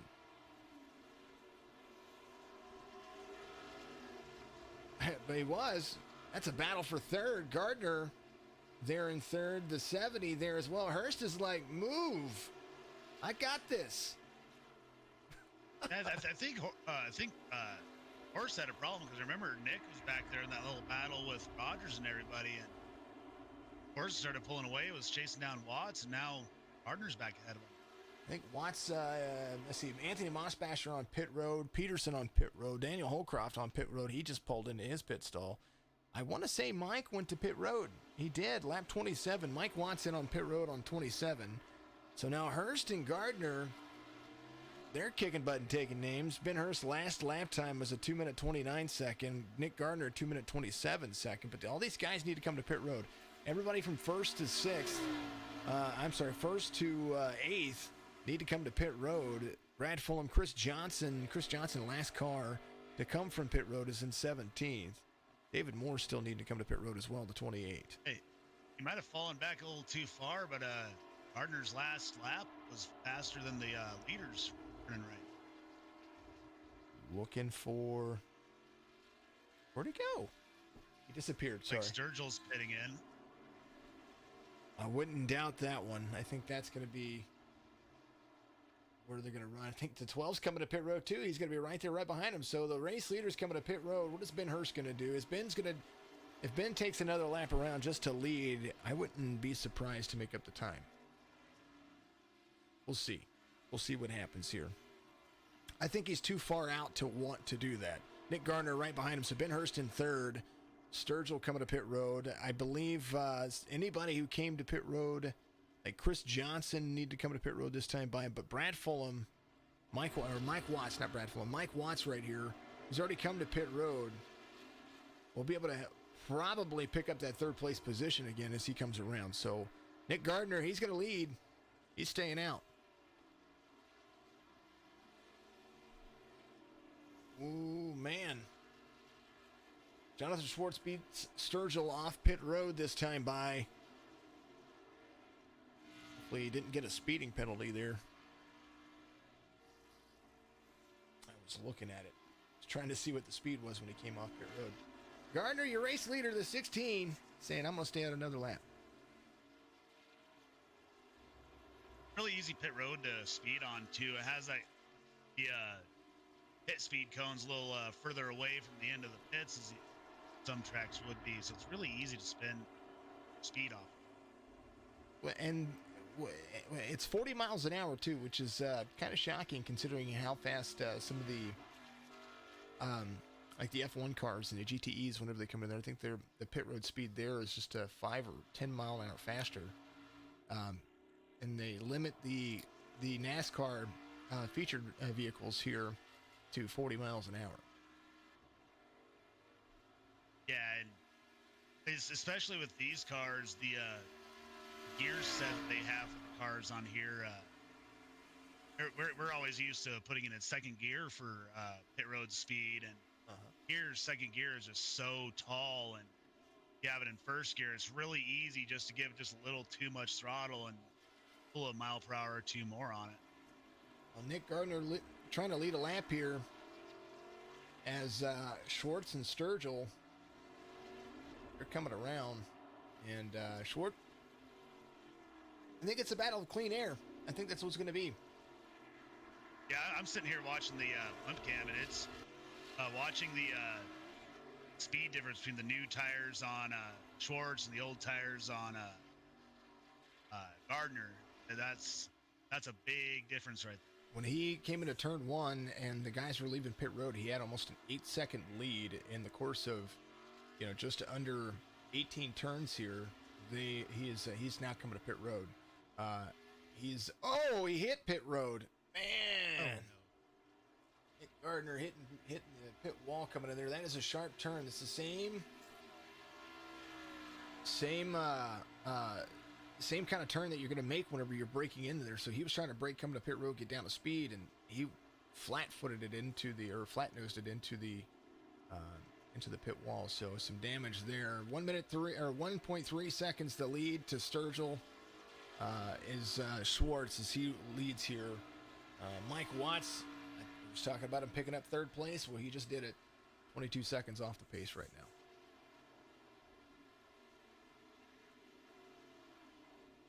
Yeah, tough break for Gardner there. Seen that happen to a couple of trucks last night too. It's a really tricky pit road to get on. And you're always trying to make speed on pit entry, and sometimes it'll come back to bite you. Well, he's back out on the track, so it must not have done that bad of a damage to him. He has no hood, but he's still running. He only spent the required time, 15 seconds on his pit stop, 15.28 on his actual pit stop time. So kind of where it is. Schwartz this time by. Oh, Mike Watts just ran his fastest lap of the race. 2 minutes 23 seconds and 70 to the good. So that's pretty much right there with what Jonathan Schwartz and Mike Sturgill are running. Yeah, that's surprising too, because he has a couple extra laps on his tires. So unfortunately, we won't have a caution to bunch everything up. That'd be pretty interesting to see what he can do if we had the field bunch back up. I think that with the tires that he's on right now, if he's going to keep up with the race leaders, he'd give them a run for their money. Yeah, no doubt. 97 in second, 12 of Schwartz still leading here. Mike Watson third. Ben Hurst, he's picked back up fourth spot. Oh, he goes around. The 42ers right there. Man, what happened there? Let's go back. We're going to take a look here. This was lap. He was coming to the corner. 42 was trying to make a pass, I think, there to the inside. 70 comes down into the corner and just goes around. Man, oh, man. Yeah, that was a little ambitious on the braking right there. I mean, kind of a racing deal. You'll get that every once in a while. It's a little bit ambitious on the trying to outbrake horse there into that. Jonathan Schwartz just ran his fastest lap of the race, 2 minutes, 21 seconds, and 92 to the good. Michael Sturgill ran his fastest lap of the race that time by 2 minutes, 22 seconds, and 48 to the good. That is incredible. That's some fast times in these cars. Yeah, we're coming to the part of the race where I had a lot of fun last night. After the stage break and with the first round of pit stops, started getting into lap traffic, which I remember I caught one lap car through the S's, and I lost about 3 seconds being stuck behind the car through the S's. So lap cars can definitely make a big factor, race. And you've got no high beams to start flashing. That's the thing. Yeah, racing the 12 hours of Sebring, I got very accustomed to the flashing the lights to everybody. So it happens to me all the time. Mike Sturgill doing a pretty darn good job. You see the lap time, his last lap time right there, 2 minutes 22 seconds. .482 is going to be the time there, and his Schwartz a half a second faster than that. That's crazy to think that was a half second, and they just ran their fastest laps of the race after 2 laps on this round of pit stops. Yeah, just kind of watching watching how they're driving. I'm kind of curious if Sturgill's saving a little bit of tires, because he's kind of maintaining. He's like losing a half second, gaining half second. He's kind of maintaining that gap. So I'm kind of curious if he's just saving stuff for something for the last few laps. Which wouldn't surprise. Oh, slides it around the corner right there though. So he's he's still running a comparable lap. He's actually gaining right there on Schwartz. Schwartz having lap traffic right there in front of him. It's the 74 there, 12 to the front stretch. And this is going to be all about what are you going to do with the corner. Do you want to go to the outside of the lap traffic, or do you want to be on the inside? And I personally am not a fan of being outside any especially going to the corner. 12 jumps, ups the curve there. Oh, man. Yeah, he disappeared on my end for a moment. I looked at his ping, and his ping bounced up a little bit. So I was kind of worried that his internet pulled to me there for a second. And the servers being what they are here lately, it's kind of crazy, because I don't even have a time for him for the last lap, but it still shows him in the lead. So that at least is working on iRacing's end. Somebody that you got to be curious about here, Mike Watts. I mean, he does have quite a huge gap, but Phil Locke is tracking him down. So is Ray Rogers. Ray Rogers, that's that whole battle that was going on there. Chris McLean there as well. Nick Gardner having all those issues. He's still running in 7th. He's only off 1 spot. Oh, McLean, big miss turn 1 right there. I was about ready to say that's still a pretty good battle. They came out where they left off when stopped. 16 to the inside of the 42. That's the battle into the S curves right there. 16 is going to go around the 42 of McLean. I think McLean might have eaten up his tires after a few of those other issues. Mike might be backing off a little bit. I could see that out there, Mr. Sturgill, the Sturgill Sr. Yeah, I know through practice and stuff, but the tires on these, they But once you get the tires angry on here, it takes a good 2-3 laps for the tires to calm down. So I talked about Phil Locke earlier having a good race yesterday. He's up 6 spots. He's in 4th right here. He's still trying to track down Mike Watts. He's got about 13 seconds to the good here, but he is that relative is closing. You can look at the sector times here. That's the wrong button. That's the right button. There it is. It's Ray Rogers sectors. Let's take a look at the sectors in Mike Watts. Here he is. Locke gaining on sector 1. Sector 2 is better for Watts, and sector 3 is better for Watts, but he was gaining a little bit there in sector 1. Sector 1 being the first quarter turns. There's 4 sectors to this track. 5 laps to go. Schwartz, 1.1 seconds. There's those S-curves again. Schwartz, Sturgill, and then the 74 trying to track down the leaders. That's Chris Johnson right behind him.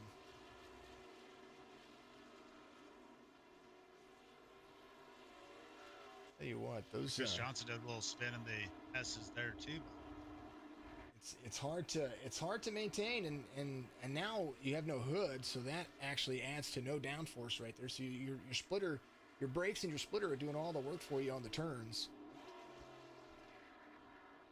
Yeah, this little run. It's almost like the ties are reversed. It's Schwartz's car looks a lot better on the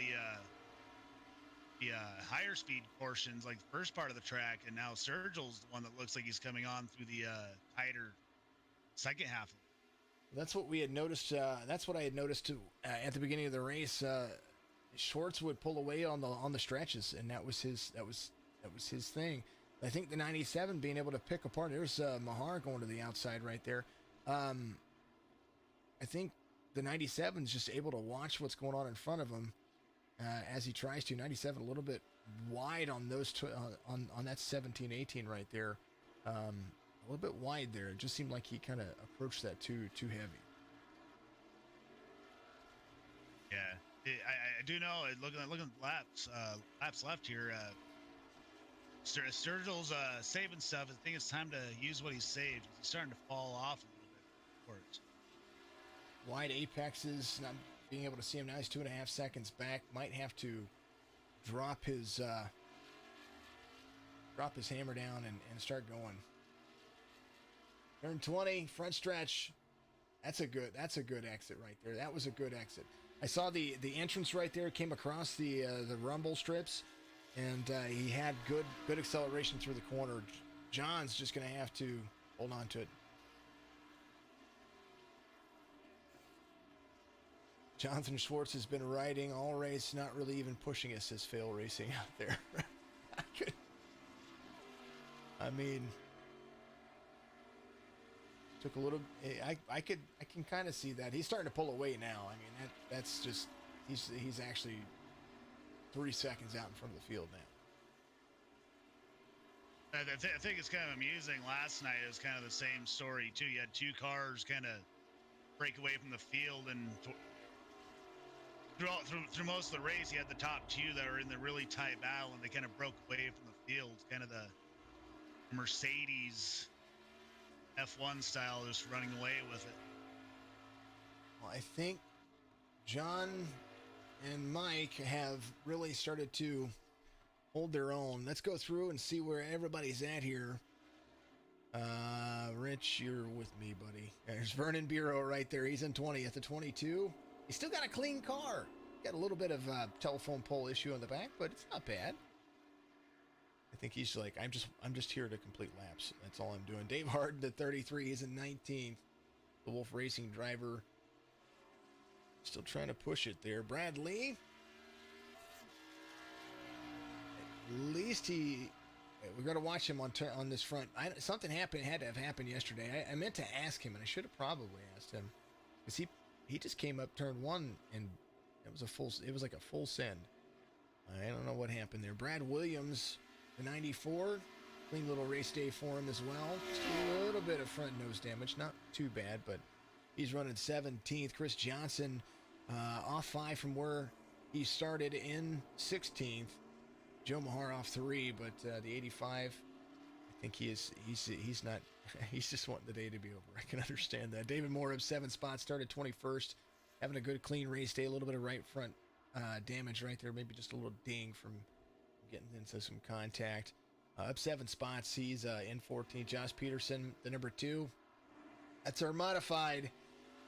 He's up 1 spot. He's still in 13th. Daniel Holcroft up 10 spots. He is the biggest mover of the race currently right now as he goes around the 9. Anthony Mossbasher, the 5. He is off 2 spots. He started 9th. He's still trying to catch up to Brad. He's not far off. I mean, he's 15 seconds off, but he's starting to catch him a little bit right there. Brad Fulham in 10th, off 6 spots from where he started. Wesley Burchett off 1. He started 8th. He's in 9th. I kind of thought that Wes would be there in the top 5 after a little bit. I think that left side damage really playing a factor on his turning. It just looks like he's not getting into the corners as well as he probably should. Chris McLean up 7 spots into 8th. Ben Hurst right where he started in 7th. So is Nick Garner, and so is Ray Rogers. All those guys right where they started. Phil Locke, one of the drivers, kind of poking his nose in there. He's in 4th. That number 1, trying to track down Mike Watson, the 84. Mike right where he started. Sturgill right where he started in 2nd. And so is Jonathan Schwartz. Your pole sitter still out front. 3.8 seconds, 3 laps to go as they're coming in and going to make this interesting. That is... Go ahead. I know being competitors and competitive and stuff is one thing, but I pay a lot of attention to the team championship wins. I'm going to give a big shout out to IJD. They got a strong driver lineup this season in both series. And just looking this week, I mean, I think it was 2 weeks ago they swept the top 4 spots, and now this week they got a whole bunch of their drivers in the top 10 as well this week, so they're on a big tear. Well, Georgia Peach Racing still has that point lead as of yesterday. So we'll see what's going to happen today because 196 to 195 over IJD Racing. So that's going to be very interesting to see how this is going to play. Of course, Ray Rogers right there. Teammates kind of stuck together, which is not bad. Not a bad thing to have. Race Pass Motorsports 3rd in the standings. Outlaw E-Racing 4th. Wolf Racing in 5th. Then Wild Card Racing hold up the rear end. Mike Sturgill does have the points lead right now for playoff points. Zach Taylor in 2nd. Ray Rogers tied for 2nd with 8 apiece. Jonathan Bell stepping down to the Truck Series. John Schwartz has already won once this season at Las Vegas. And he's going to be carrying some points here as well. It's going to help his playoff chances for extra points. Yeah, I know. I was hoping to do really good at Dover, but I had a speeding penalty and I just had pit road issues at Dover. No, I'm looking forward to a couple more races on the schedule. I know towards Pocono coming up in couple weeks. I have that circled big time on my schedule. Try to punch my ticket in. Well, you've got some playoff points already, so you're pretty much there as long as you can. As long as the totals work in your favor. Ben Hurst right above you in the points, so and the playoff points as those things go. 2 laps to go. 3.3 seconds is the gap between Schwartz and Sturgill, and that is kind of doing. Schwartz will need a bobble at this point for Mike to catch. I think so. John is a big road guy. Yeah, I saw that. He's a B-class driver, 2367 I rating. He's still doing pretty good. 1700 I rating out there. Phil Racing, appreciate you out there. Make sure you keep chatting it up. Thank you very much for all of those out there. Thanks for all the likes. Thanks for all the follows. Let's see. Anything new? About an hour ago. Everybody's kind of just holding on to it. Appreciate you very much. Hopefully I didn't scare off anybody. No. We've still got viewers. We're doing good. We're good with the views. I do like it. No, I don't mind anybody coming up here. I encourage it. I enjoy it. If somebody, because occasionally we get people that are like, well, you should do this and you should do that, and I'm like, you don't understand. I do it all by myself, and I don't mean that in a bad way. Oh man, Schwartz coming around. He's going to take turn 20. He's going to stare at Fred the Barney Flagman. He's going to give the white flag here. Last lap, 20 more turns. And the 12 will just have to pretty much bobble something. Something bad will have to happen, because if not, you're going to look at the starting, or the order as it is. I think one of the biggest races going on in the 16, tracking down to the 1 right now as well. That's, we're talking a full second between 4th and 6th. That has been the battle all race long. Somebody wants a top 5. Somebody's going to get it. Yeah, right now, Ray Rogers is the one outside looking in to try to get into that top 5. So he might have an opportunity. He does have the 16 in front of him. Phil Locke, I think he's pretty much going to have that. It's pretty much what you're going to see here. But Ray right behind Nick. Turn 1. This is their last lap. They're finally coming around to complete it.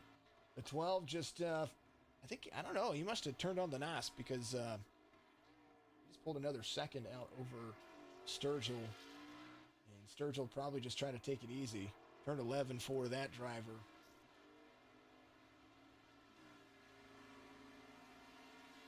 Well, you can almost make a highlight reel for the battle between 4th and 8th, the entire race. I thought about it. I'm like, man, you should have seen it. It was great. Chris McLean was in the mix for a long time. He was digging it now. He's kind of fallen off pace just a little bit. Nick Garner got a great run through the S's on Phil Locke right there. This might be interesting when we turn 11. There it is. 16 to the inside. Gonna happen right here. 1 locks it up. 16's gonna take it away. 16 to 4th. Phil Locke to 5th. This is Ray Rogers' chance. Schwartz coming around the turns. Mike Sturgill 5.5 seconds back now this time by. Nick Garner's going to have a good battle going on here with Locke. Jonathan Schwartz pretty much staring at the end of the field going, I've got this. Hold on. Front stretch run. After turn 20, here it is. He's going to hold on to it and burn it out as he does it. 12. Wins it here at COTA. Sturgill's going to come home second. Still a battle going on from from 4th to 6th right now. And there's a whole lot. There's some lap traffic in front of him too. So this race isn't over. One still has a little bit of opportunity here. That might be able to catch up and make something of this. Ray Rogers there outside looking in. Nick Garner to the 4th. Watts is going to come home in 3rd. He's going to cross the line here. 16 has the 33 there. This is interesting. Turn 20. 16, 1 to the back bumper. Not going to do it. Nick Garner's going to come home 4th. Phil Locke in 5th. Ray Rogers in 6th. Ben had a good race too. He's going to come around. Looks like he's going to have McLean right behind him. McLean whips it around the corner. He's like, I almost had him. Ben Hurst comes home 7th. Good drive off for those guys. McLean finishes 8th. Wesley Burchett finishes 9th. Brad Fulham top 10. He's got a clean car.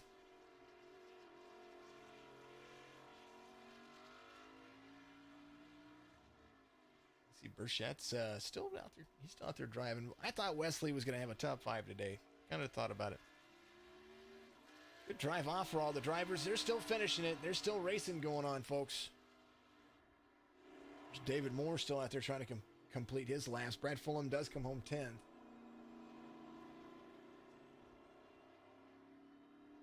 And oh man. No, that was a fun race. Kind of glad I got. Sad I still wasn't racing in it, but it was kind of fun to enjoy a race for change. I tell you, I just missed it. Mossbasher and Daniel Holcroft were battling it out for 11th. Mossbasher won that by like 0.2 of a second, not even half a car length. Yeah, I'm gonna go to the replay and watch that. I just missed that. Hold on, we gotta go back. Yeah, looking like Moss Basher locked it up in the last turn and got it sideways, and it became a NHRA pedal fest down the front straightaway there. So he did. He caught it in there, drifted it around the corner. Here comes the 31. This was the turn right here. There's Holdcroft. He's like, oh man, he was right there. Good run. Yeah, man, it's good to have you up here. I appreciate you very much. Yeah, and I'll let you do all the interviews and stuff. I'm not too great with all that stuff, so yeah, thanks for having me jump in here with you. Absolutely, I appreciate you, man. We'll see you next week. Next week's gonna be fun. We got some 1.5 mile tracks. Oh yeah, Charlotte. I do pretty good at Charlotte for being 1.5 miles, so I'm looking forward to having a rebound, at least in this series, so I can shake off the internet glitch this week. I understand. We all need it, don't we? It happens to me occasionally too. Like I'll get out here and I'll have the best broadcast in the world, and I'll go and race afterwards, and then my internet's crap, and I don't understand it. It's crazy. Yeah. All right, my man. Well, thank you very much. Congratulations yesterday as well, and I think your team did pretty good today. Yeah, it looks like we got everybody in the top 10 except me. So yeah, it's not a bad day. Good points day. All right, my man. We'll see you later on next week. All right, take care. See you Tuesday. You too. Rich Slavely joining me in the broadcast booth. Thank you very much to him and all the fans and all the fun. But right there, 21-year-old from Vienna, Virginia, the 12 right there. Man, oh man, you had a run, and you and Sturgill will having a great day. Jonathan Schwartz joining me in the broadcast booth here. Tell me about the day, man. Tell me about the race. It was good to watch. It was fun to watch. Yeah, first of all, the 21-year-old, not the 12-year-old. No, I know. No, I said 21 and then first, and then and then I was like 12. There he is. Yeah, nice to get back in the 12 car for once. I mean, I know I've been subbing the last 2 weeks, not being able to qualify and have to start in the back. So nice to be able to finally start up front. And yeah, definitely one of the races I've been looking forward to. And I mean, it's easy to say, oh, you're starting up front in one of these road courses, then you might have like a pretty good finish sealed. I mean, I did a road course just yesterday, a part of the XCal Street Stock League at the Texas Road Course. It was 150 laps, and people dive bombed you from the back, and someone blew my engine. So starting near the front, I mean, it's never a guarantee, and so I just really had to be patient in this race. I knew that the first stage might shuffle up the order like it did, so we had to start like in 5th place, and we just had to be safe climbing back through the field. I mean, people definitely had a wide range, just like the field spread in terms of like lap time, and so I mean, it was definitely fun to race Sturgill there. I would have liked to pass him on track, but I'm very happy with the pit crew for being able to do such a fast stop that we were able to get out in front of him. But yeah, it definitely wasn't easy up at the front. Still had to manage tires a lot or sliding, and easy to overshoot those corners. So the fact we were able to get this done to victory lane, I mean, that's just awesome. It did seem like that when you were behind Sturgill, it seemed like that you were able to catch him more in the corners and on the back half of the racetrack. But when you were out front, it was like it flopped. It flip-flopped. It was the opposite. You were in his position, so he would catch you a little bit, except for like the last 3 laps. The last 3 laps you kind of pulled away, but when you guys were closer, it seemed like he was able to catch you in the curves, or catching the curves, and you were better on the straights. Kind of seemed like that was the game that was kind of being played there. Did you see that kind of be the factor when you were driving your line and looking ahead rather than looking at the car ahead of you? I mean, I definitely felt like I was faster in parts of the track than him, like when I was behind him. The problem was, it was like the best place to pass, just really to focus on like gaining a good run out of like the hairpins, the way you could possibly pass in the straights, and like the good corners to pass, or good corners to get a run on, or like the final corner where you can get a good run to the hairpin at turn 1 for a pass, and also onto the backstretch. And I felt like even if I did like a wide entry on those corners, I couldn't get a good run just in order to be able to pass him. And I think the one time I did, I overshot the corner, and so it's just like you have to have such a big advantage over the car in front in order to pass.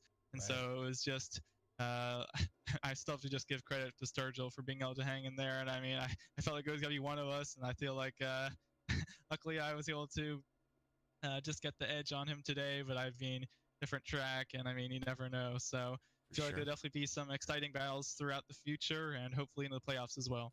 For sure. I forgot to do something real quick, so I got to hit this real quick, and then because I got to talk about it. Hold on.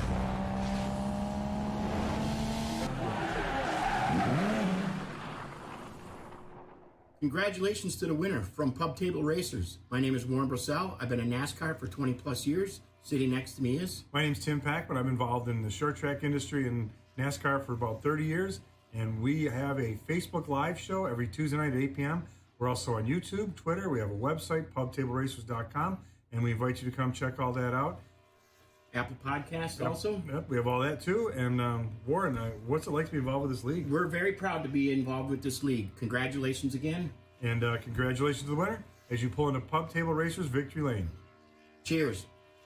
Yeah, Warren and the guys over at Pub Table Racers had to make sure to get that in there because that's where you're at, Pub Table Racers Victory Lane. And congratulations once again, John, and give your shout outs out there. And good drive off. We appreciate you, man.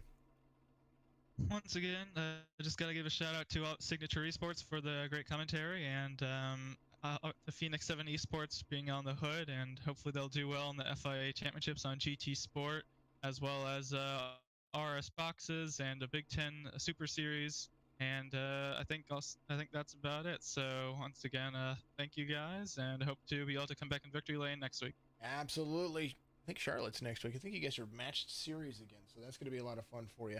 All right, my man, we'll send you off, and good luck to you, man. Thank you. John Schwartz, your race winner, and did a phenomenal job there, holding on to it. Next but not least, there he is, the man himself, the 97, 28-year-old from Cincinnati, Ohio, Michael Sturgill Jr. MJ, my man, your dad was out there cheering you on, and you were having a heck of a race. You were doing phenomenally. You couldn't ask for, I think, in my opinion, regardless of where you finish, where you finished, it was a clean race between you guys. You guys seemed to battle pretty easily, and came down to pit road.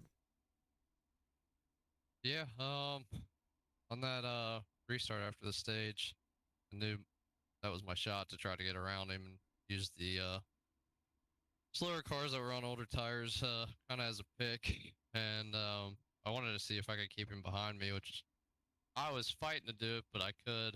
And then when that last pit stop, I don't know, I got into the box perfect and everything. I think he just had a little bit faster of a stop, and plus being one pit stall ahead of me, was just able to get out in front of me, and I tried to keep him within a second just to put pressure on him, but he was better. He was better the whole night, and eventually he started to put a gap on me. I tell you what, you put down a heck of a fast lap. I mean, your fastest lap was not far off from his. It was a 2-minute 22-second lap. We're talking about a half second slower, but that's still screaming around this track. And you guys were very consistent with each other. When you guys were with each other, you were consistently running the same times, and so it was either even when he was behind you and you were directly behind him, it just seemed like there towards the end, some of the lap traffic made that more of a factor for you. Yeah, he actually posted a video up doing a lap around the track, and that helped a bunch. And it's funny, in practice the other night I was about half a tenth, or no, I was probably half a second off him. When we were with each other though, I mean, I felt good. I know he's had a lot more seat time at this track than I have, so I felt pretty good about finishing where I was and being able to somewhat keep pace with him. It definitely was a good drive off. Well, congratulations on a P2 finish here. Next week's going to be a big old different story for you. So back to mile and a half, back to kind of trying to make it work, and you won't have to turn right for a minute. Yeah, I look forward to that. I'm not, I mean, P2 tonight's great, but I'm not usually a big road course guy. Well, I'm a Watkins Glen guy. That's that's me. That's my road course in any of these things. I like Watkins Glen and Daytona Road Course, and that's about it. Daytona Road's fun in the trucks. I think I like it more in the trucks than I do anything else. All right, my man. Well, congratulations. Give your shout outs out there. Get your team all on there. I know you're driving Toon Time again, so do your thing, brother. Yeah, big shout out to Toon Time for letting me come out and run this car. Shout out to all my teammates, Ben, Brad, Chris. Bell hopped in there for a little bit and was coaching us along. Team owner McDuffie, shout out to you for broadcasting these races. You always do a great job. And shout out to everyone watching, including my dad. Yeah. And yeah, and I think that's it. All right, my man. I appreciate you jumping in here, and we'll see you next week. And good luck to you when it comes to making that. Maybe next week you won't be a bridesmaid, but I think you've got a good shot at still sweeping the playoffs. I mean, you still have the most playoff points of any driver right now as of before this race started. So I think that might work in your advantage again. Yeah, that's always the goal, and hopefully I'm talking to you next week as well. Well, we'll look forward to it, and if not, we still wish you the best of luck for next week. Thank you. Absolutely. Michael Sturgill comes home third in the race, and last but not least, not to the very least, of course, Mike Watts, 44-year-old from Nashville, Tennessee. My man, you were flying.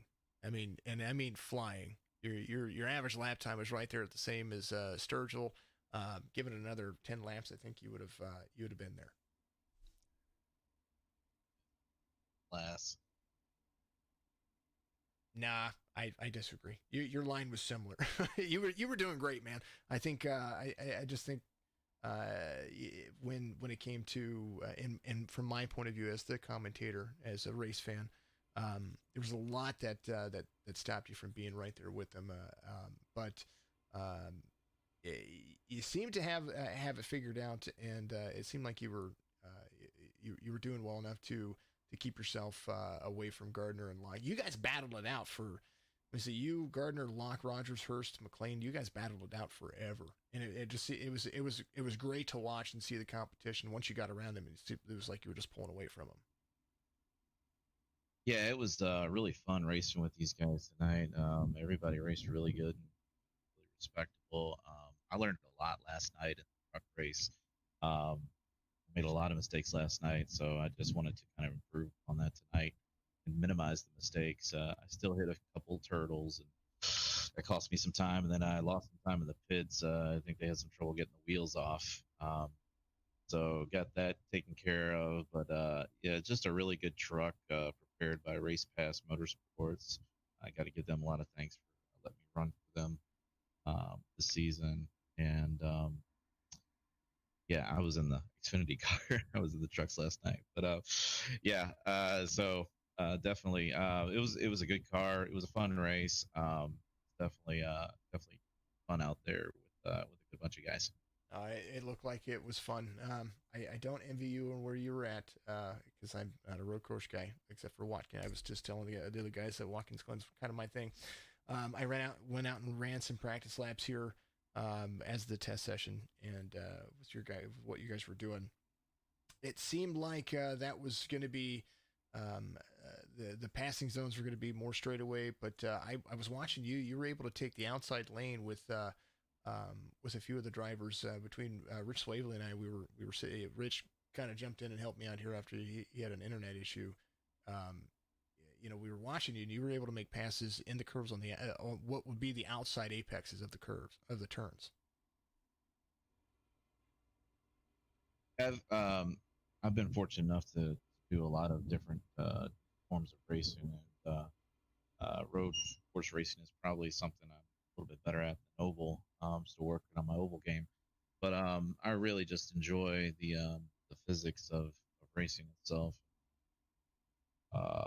Setting up the corners and modulating the brake and the throttle. But I don't know if I'm exactly a fan of this track because it's this with a GP car and a Formula One car than this car that has zero downforce. It's like 3,400 pounds. It's just sliding all over the place. It's like might as well be driving on dirt. But no, it's a challenge, and I welcome a challenge. So. Driving, I call it driving a snow shovel through mud with roller skates on. Yeah, that's probably about accurate. All right, man. Well, congratulations, Mike. I know you hit your shout outs out there. Anybody else you want to give a big thank you to before I let you go? And yeah, just like I said, Race Pass Motorsports for giving me the opportunity to run for them, and my sponsor USAA. They're offer insurance for prior military personnel, active duty. So check into them. Absolutely, man. All right, my man. Be good, be safe, and we'll look forward to seeing you next week. All right, thank you, Jason. Absolutely. Mike Watts comes home third in the Pub Table Racers victory lane. Congratulations to all the drivers for it. I think it was a pretty darn good race. I enjoyed it at least, and thank you to Rich Swavely for jumping in, helping me out. I know that George was going to be here with me, and he was going to help me out, but George is not feeling too good, so my best wishes to George and what he is doing. Here's your race results brought to you by, of course, not only Omega Leaf CBD, which you can use promo code CARS25, if you get out there and do that, but also Pub Table Racers. Go to pubtableracers.com or find them on Facebook, YouTube, and all of your podcast platforms. Those guys are absolutely a hoot to watch and quite fun to see what they do. Jonathan Schwartz, Michael Sturgill, Mike Watch, your top three: Gardner, Locke, Rogers, Hurst, McLean, Burchett, and Fulham. That's going to be all the way through top 10. Those guys had a phenomenal race. Daniel Holcroft finishes at 31 and 12. We watched that battle right there between he and Moss Basher. That was pretty darn cool there at the very end. You never know. It's never over until it's over. And that right there was pretty darn awesome. Chris Johnson, first car, one lap down. Mahar is going to be right there behind. Brad Williams, Brad Lee finishing their 17th, 18th in the respective fields. All the way back to it. Thank you to James Kunkel for being the grand old marshal for today's race. Clint Leatherwood was out there for a little bit. Early trouble for the driver, but he finishes 22nd. Rich Swavely, of course, helped me out here. Had to see some things. Bureau was out there for a little while. Finishes 4 laps down, and still a good drive off. Still a clean race. A little bit of battle in there, but all good things. Thank you to Daniel Holcroft out there for giving me a big old like and a big old like out there. I appreciate you. Thanks for the compliments, folks. Holcroft, Harden, you guys are absolutely amazing. I appreciate each and every one of you, and we'll be back again tomorrow. Ultimate Championship Series. The Signature eNASCAR Truck Series, the PhilHab Group. We're going to be back at Talladega all week long with all of that. So I'll be with the Signature eNASCAR Series for the next 3 days. Sunday. Joseph Speck Racing is going to be a Sunday, and then Real Racing Online back in action again. We're supposed to be doing Pokemon Friday nights this Friday. I actually might have to switch that because I'm going to have the broadcast for Signature Esports, and then I also have a prior engagement. So we might have to switch that. We'll see. We'll see what's going to go on there. But we'll keep you informed. I'll make posts out there on Maximum Sports Cars and, of course, on Signature Esports Facebook pages about our live stream schedule. We're going to be gaming here pretty soon, and so we're going to enjoy ourselves. I hope you have a great afternoon, a good evening, good morning if I don't see you. But come and join, sit and chat with me. We'll play some games. We'll have some fun. Thank you very much, and you have a good day. Give us a share. Give us a like. Give us a follow. You're amazing.